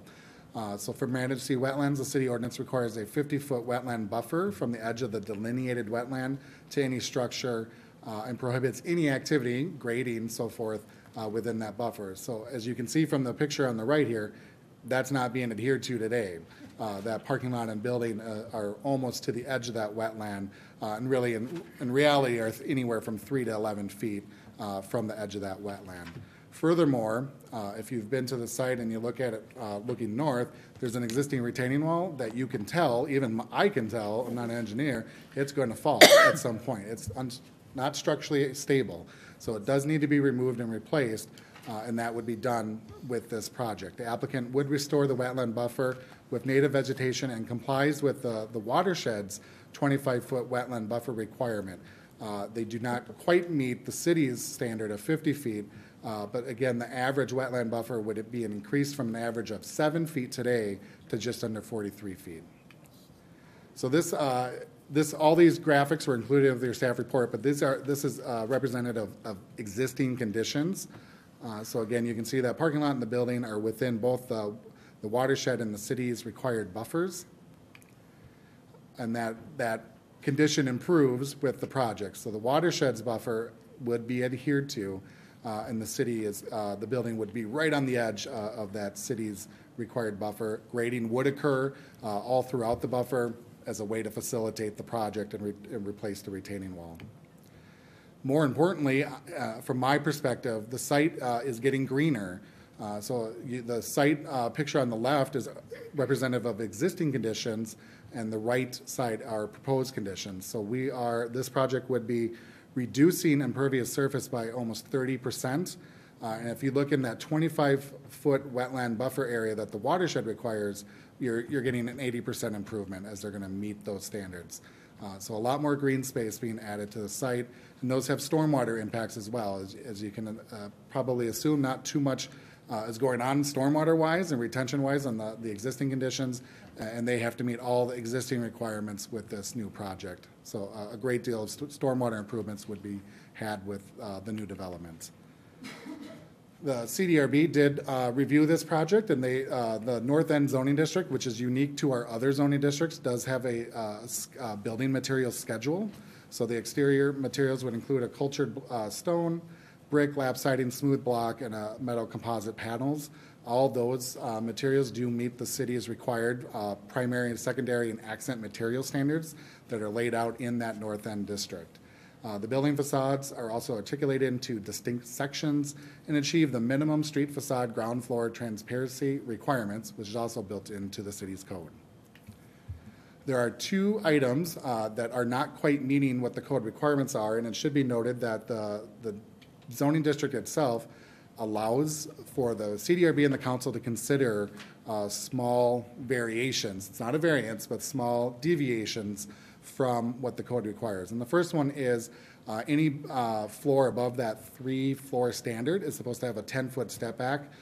It is achieving that on 3 of the sides of the building, not on the east side that faces the Becker Furniture World building. So again, the CDRB and staff looked at that, still recommending approval and okay with that slight deviation from code requirements. And the second one is there is a maximum building length of 250 feet. Again, that is not being adhered to on 3 of the 4 sides. And again, looking at from the CDRB and staff's perspective, it's the first redevelopment project using these new standards on what already is a very large site. And so to be able to redevelop that site into this type of project, we do feel that both those requests from the developer are reasonable. Finally, just kind of a summary of how we got here. Staff surveyed, as we do with all projects. We surveyed the properties within 500 feet of this site and sent the public hearing notice. We did receive one comment after the Planning Commission public hearing that is included with your staff report. The CDRB reviewed on November 15th, recommended approval, as did the Planning Commission, who also held a public hearing. No one spoke at that hearing. They recommended approval on the preliminary plat and the wetland buffer variance. Because of that wetland buffer variance, this also was required to go to the Environmental and Natural Resources Commission on November 30th. They also recommended approval. That brings us to tonight, where you're looking at all these items together. Staff is recommending approval of the 3 resolutions and can stand for questions from the council. I will also mention the developer, Patrick Brahma, is here for any questions you may have him. Thank you. Council members, well, tell you what, would you like to address the council? And then we'll find out if the council has questions, either for Mr. Martin or for you. Welcome to our council meeting. Please state your name for the record. Thank you, Mayor and members of the City Council. My name is Patrick Brahma. I'm with Enclave. Pleased to be here with you this evening. It's been a good journey to go through with your staff and various boards and commissions over the last 4 or 5 months. We're near the finish line and really excited about what we think is a great project. The only comment that I can make that I would add, Mr. Martin, I don't know if you're able to flip back to the slide that showed the green contrast of the original to the new. We did receive a request in the Design Review Board meeting to remove 2 more surface parking stalls. That's not, I don't believe that's reflected on these plans here, but I do want to note that we are removing 2 more surface parking stalls to add additional pervious surface area and reduce further the impervious area on the site. Other than that, I'm available to answer questions. Council members, anyone have any questions? Council member Juniman. I bet you know what they are. I will ask you basically kind of the same 2 questions I asked the gentleman from our previous project. Do you have any plans to have reinforced your roof so that you can do solar panels down the road? Yes, it's in our contract scope of work for our contractor. We also are going to install solar with this project. It's not a future item. And yes, we will be taking care of electric vehicle stations. Yes. And we'll be hooking some up immediately, but then we'll run conduit like the other developer for future expansion as needed. Thank you. And I would like to pay you a compliment because I talked in depth to our environmental planner today, and she said, boy, those people on that myth project, they really know what we want. Thank you for all the work on the wetland. And, once again, might I say the current didn't do anything right. But anyway, I'm glad to see all the green space, but I'm also very glad to see that you're getting as far away from that as possible. Thank you so much. Okay, seeing no other lights, council members, we have 3 motions before us. Would someone like to make a motion? I motion to approve a resolution for a preliminary plat and final plat. Second. Moved by Cave, seconded by Juniman. The motion to approve a resolution for preliminary plat and final plat. Is there any further discussion? Hearing none, then all those in favor signify by saying aye. Aye. Any opposed? Okay, we have another motion. I move the wetland buffer variance resolution. Second. There's been a motion to approve a resolution for a 50-foot wetland buffer variance. Is moved by Juniman, seconded by Cave. Is there any further discussion? Hallelujah. Hearing none, then all those in favor signify by saying aye. Aye. Aye. And finally, there's a motion to approve a resolution for design review for a multifamily residential apartment project at 3090 South Lawn Drive North. Is there a motion? So move. Moved by Knutson. Second. Seconded by Villavicencio. The motion to approve a resolution for design review for a multifamily residential apartment project at 3090 South Line Drive North. Any further discussion? Hearing none, then all those in favor signify by saying aye. Aye. Aye. The motion passes. Thank you and welcome to Maplewood.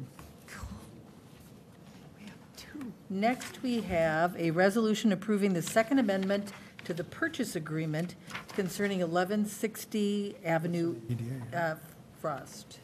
Pardon me? Frost Avenue. J3. Hold on, let me get there. Mr. Martin and Mr. Beatty. Mr. Beatty, is this?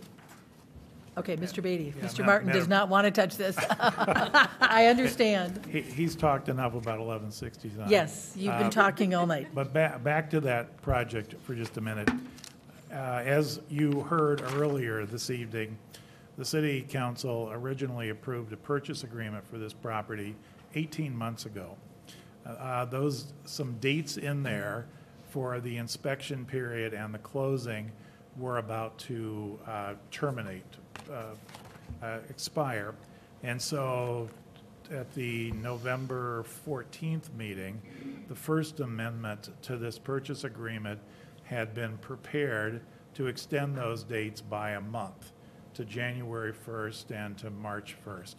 That was done with the expectation that that was the night you were going to hold the public hearing on the vacation and take action on those land use items. We all know that didn't happen. And so what the second amendment does is simply bump those dates out another 30 days. And so they have until February 1st to complete the inspection, basically call the deal off or not. And the closing date has been extended from March 1st to March 31st. Pretty simple amendment. Thank you very much. Any questions for Mr. Beatty? Okay, then we have a motion. Would someone like to make it? Motion to approve the Fifth Amendment to the city manager employment. Oh, No, what am I No. talking Oops. about? Sorry. Motion, I'll make it. Do The it. motion to approve the resolution authorizing So I'm a execution short timer. of Second Amendment to purchase agreement regarding 1160 Frost Avenue East. Second. Second. Moved by Abrams, seconded by Villavicencio. The motion to approve the resolution authorizing execution of the Second Amendment to the purchase agreement regarding 1160 Frost Avenue East. Any further discussion? Hearing none, all those in favor signify by saying aye. Aye. Aye. Any opposed? Okay. It's getting late. This is one of our later meetings, folks. Yeah, we're getting a little, This is okay. nothing. Remember the days of 2 All right, and finally, okay, we are at, That's right. now we're at the city manager annual performance evaluation. I'm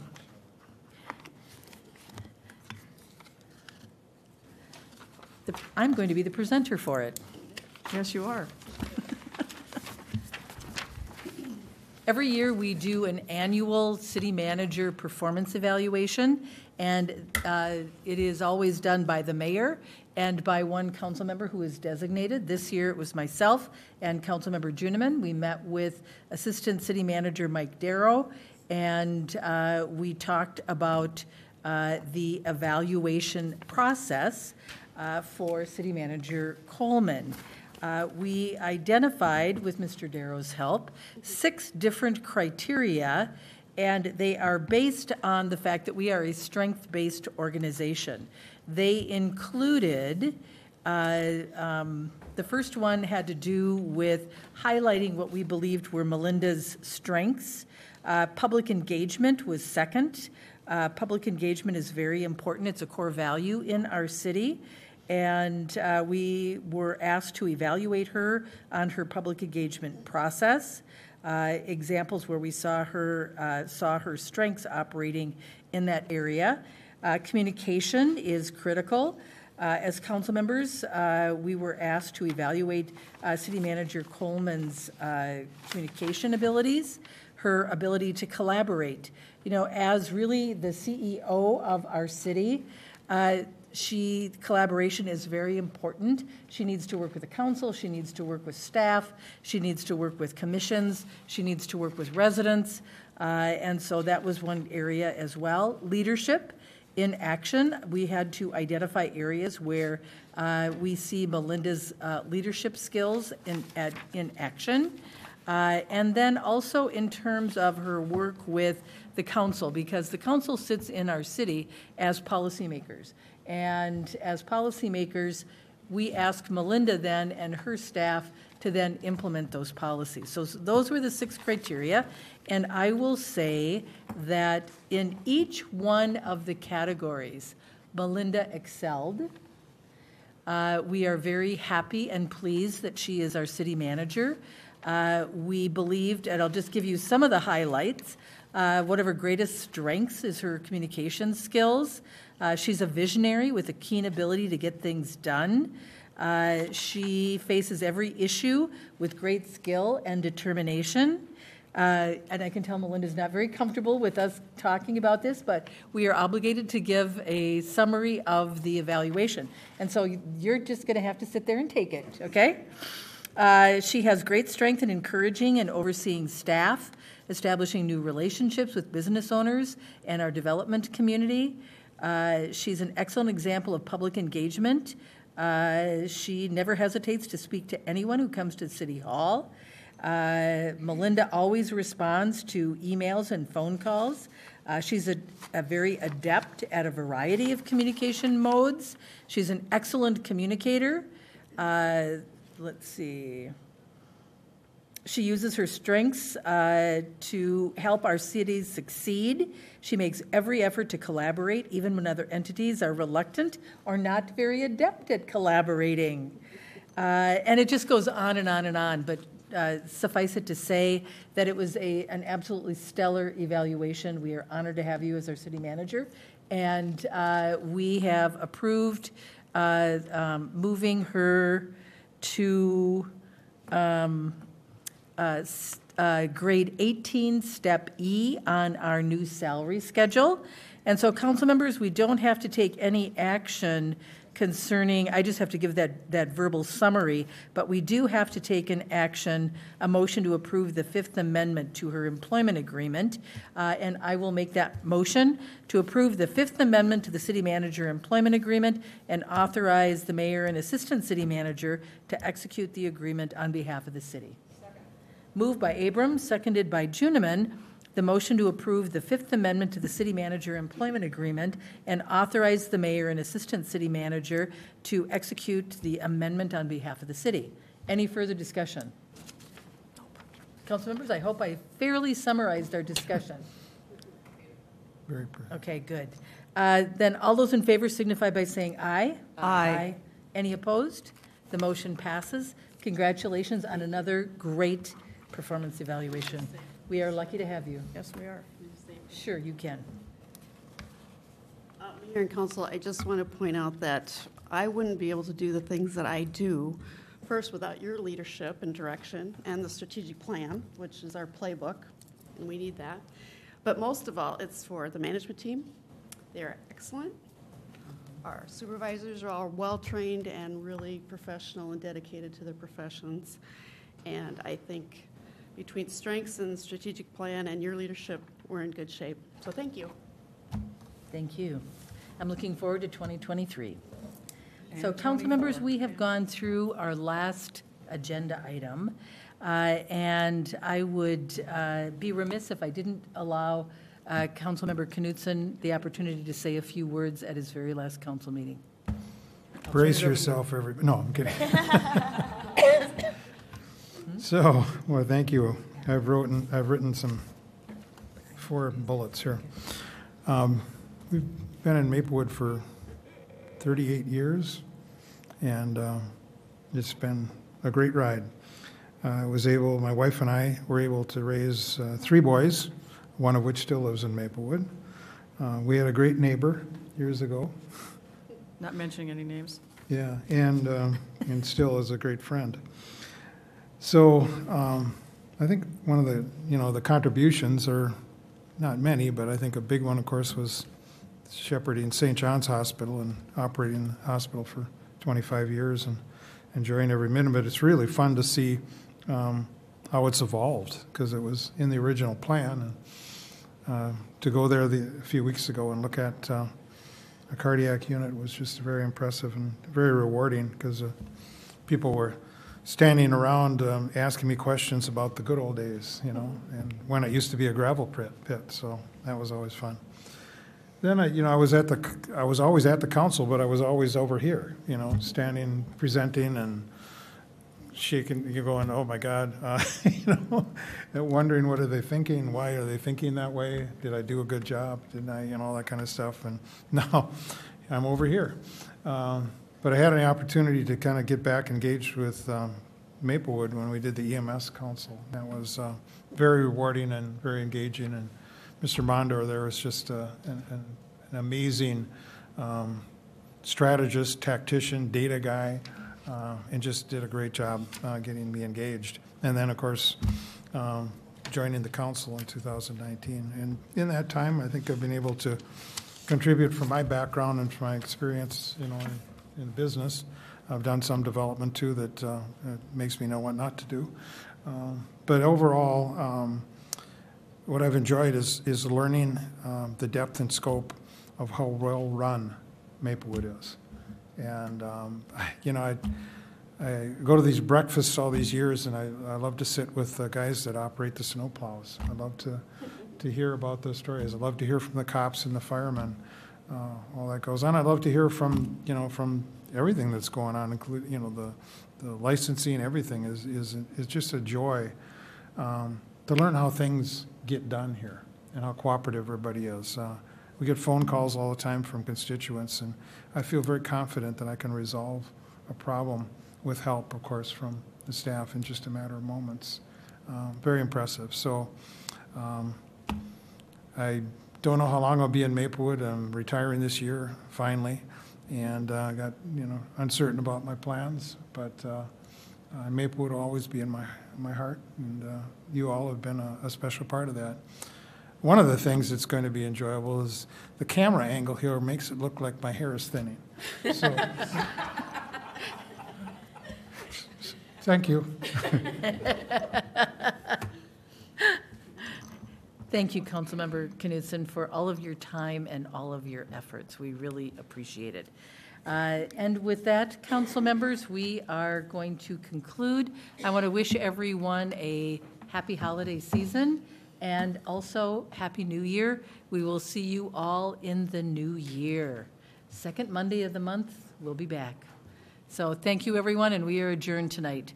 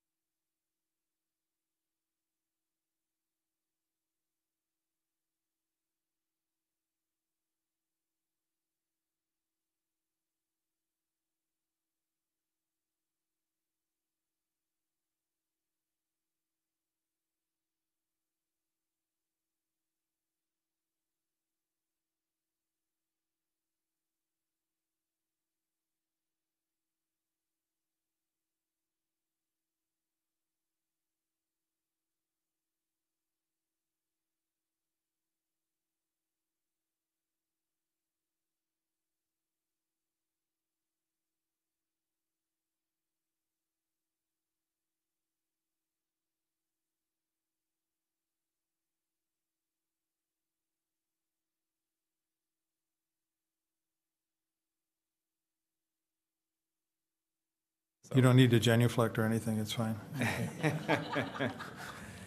Well, good evening. I'm Shane Rudlang. I am with Ehlers, the city's financial consultant. Tonight I have a short deck to present that goes through the process that we've been through with the developer and city staff to analyze the request for TIF financing for the project that you approved earlier tonight on the entitlement side of things. So with that, if we could bring up the deck.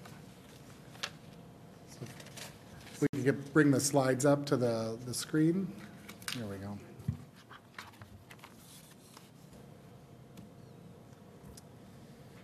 Great. The project there qualifies as a redevelopment TIF district. The city commissioned a blight study with LHB that was completed in March of 2022. The project cost is about $44.8 million. That comes out to about $299,000 per unit. It's always surprising to me how expensive these apartment projects are, but this is about right in the middle of the range for what we see for market rate projects like this. As I'll get to in a few slides, construction costs and interest rates are really the challenging factor that's being seen in the industry right now. So again, this is a market rate project. There are no income or rent restrictions for the project. And those interest rates and construction cost increases have resulted in a financial gap, which we analyzed. There's a detailed memo in your packet, and I'll just hit some of the highlights here tonight. So the first mortgage includes the TIF financing within that mortgage. Sometimes we see that as a separate financing piece, but in this case, it's right in that first mortgage. It doesn't come up as a separate source of funds, but they bake that into their first mortgage. Again, that $299,000, just under units on the uses side of things, and you can see how that's split out for the various costs for the project. So redevelopment TIF districts can run for 26 years. Ehlers has been before you before, understanding that it's in the city's interest and EDA's interest to keep that as short as possible for obvious reasons. You want that project back on the tax rolls, contributing to the tax base in the city as soon as you can. The developer requested 15 years. We worked with staff and the developer. Ultimately, the term sheet is 12 years of TIF, so it's a bit shorter than that. A present value amount of $4.22 million. We paid from 95% of that annual TIF that's received by the EDA for the project, leaving 5% for administering the TIF district. Sometimes that's 10%. I know on the Myth project that you all approved recently, that was tailored to the revenue of that project. So 5 or 10% is typical for these projects. The term sheet also has a look-back provision, so the EDA and the city will go back and take a look at the development costs to make sure that they are what they say they are at this stage. It's relatively early. We're agreeing on some terms. We want to go back and make sure that the terms are based on what actually gets developed. If costs go down, the deal could change, the financial deal could change. So again, based on current market conditions, on the performer we received, the development may not reasonably occur without public assistance. It would be a pay-as-you-go note. There is no risk to the EDA, or no explicit risk. There's always perceived risk, I guess, but there's no explicit risk with the pay-as-you-go note that the EDA would issue the developer for this project. Payments are made only from the tax increment that's received. There's no other pledge, geo pledge, or anything like that with the project. And the city wouldn't make up a difference if there's a shortfall in any of that. And I think as you all are aware, the project would commence construction in 2023, and before that we do the creation of the TIF district and be back in front of you all for that. And then again, with that look back, we'd come back after the project is completed and do that financial analysis. And that's about it. I'd be happy to answer any questions that you might have. Council members, are there any questions? Hey. Oh. It's late. You know what? I'm not really a late person. I guess that's pretty obvious. I am very sorry. Commissioners, are there any questions? No questions. No, President. If it's okay with you, I will have some. So I was reading on the pro forma, and you gave the ranges and stuff. The rents are on the higher side. The square footage costs are right in there. Are you comfortable with this? It seems comfortable to me, but. Thanks for the question, Mr. President and members. Yeah, I mean, the ultimate recommendation is at the bottom of that memo. We're comfortable with the costs. there are always ranges on these things, but, Sure. but all in, we feel that the project wouldn't proceed without the TIP assistance in the current market. And is the management fee an ongoing cost that's in once the project is up and running? That's how I would read this. Mr. President, Commissioners, yes, the management, if you're talking about the management fee that is paid through the project performance itself, yes. Yep. Okay. Great. Thank you.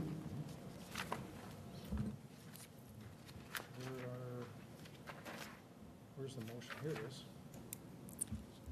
So, Commissioners, without any further... I move to approve the 2023, whoops, wrong page. I'm with Bill. You weren't, yeah. You're not I the move right to person. approve the term sheet with Ryder Walton Development. Second? So, motion by Commissioner Juniman, seconded by Commissioner Abrams. Is there any further discussion? Hearing none. All those in favor? Aye. Aye. All those opposed? No. Well, congratulations. It looks like a great project, so. Yes, it does. Okay, next, we have schedule for The schedule. EDA. And these are all unacceptable to me. Yes. Mr. President, members of the EDA, so yes, each December, the EDA establishes its regular meeting schedule for the next calendar year.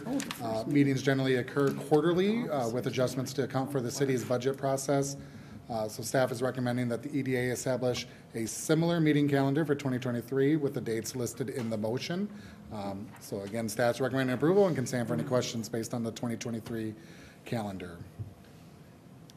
Commissioners, are there any questions? We have a motion? I'll move to approve the 2023 Economic Development Authority meeting schedule with meetings on January 9, April 10, July 10, September 11, and December 11. Second. Moved by Commissioner Abrams, seconded by Commissioner Villavicencio. Any further discussion?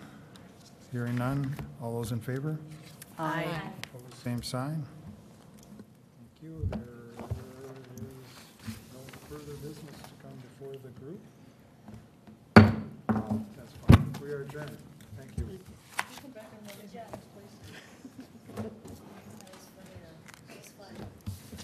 At least you made us laugh. No, you have to. Stuff will drive you nuts.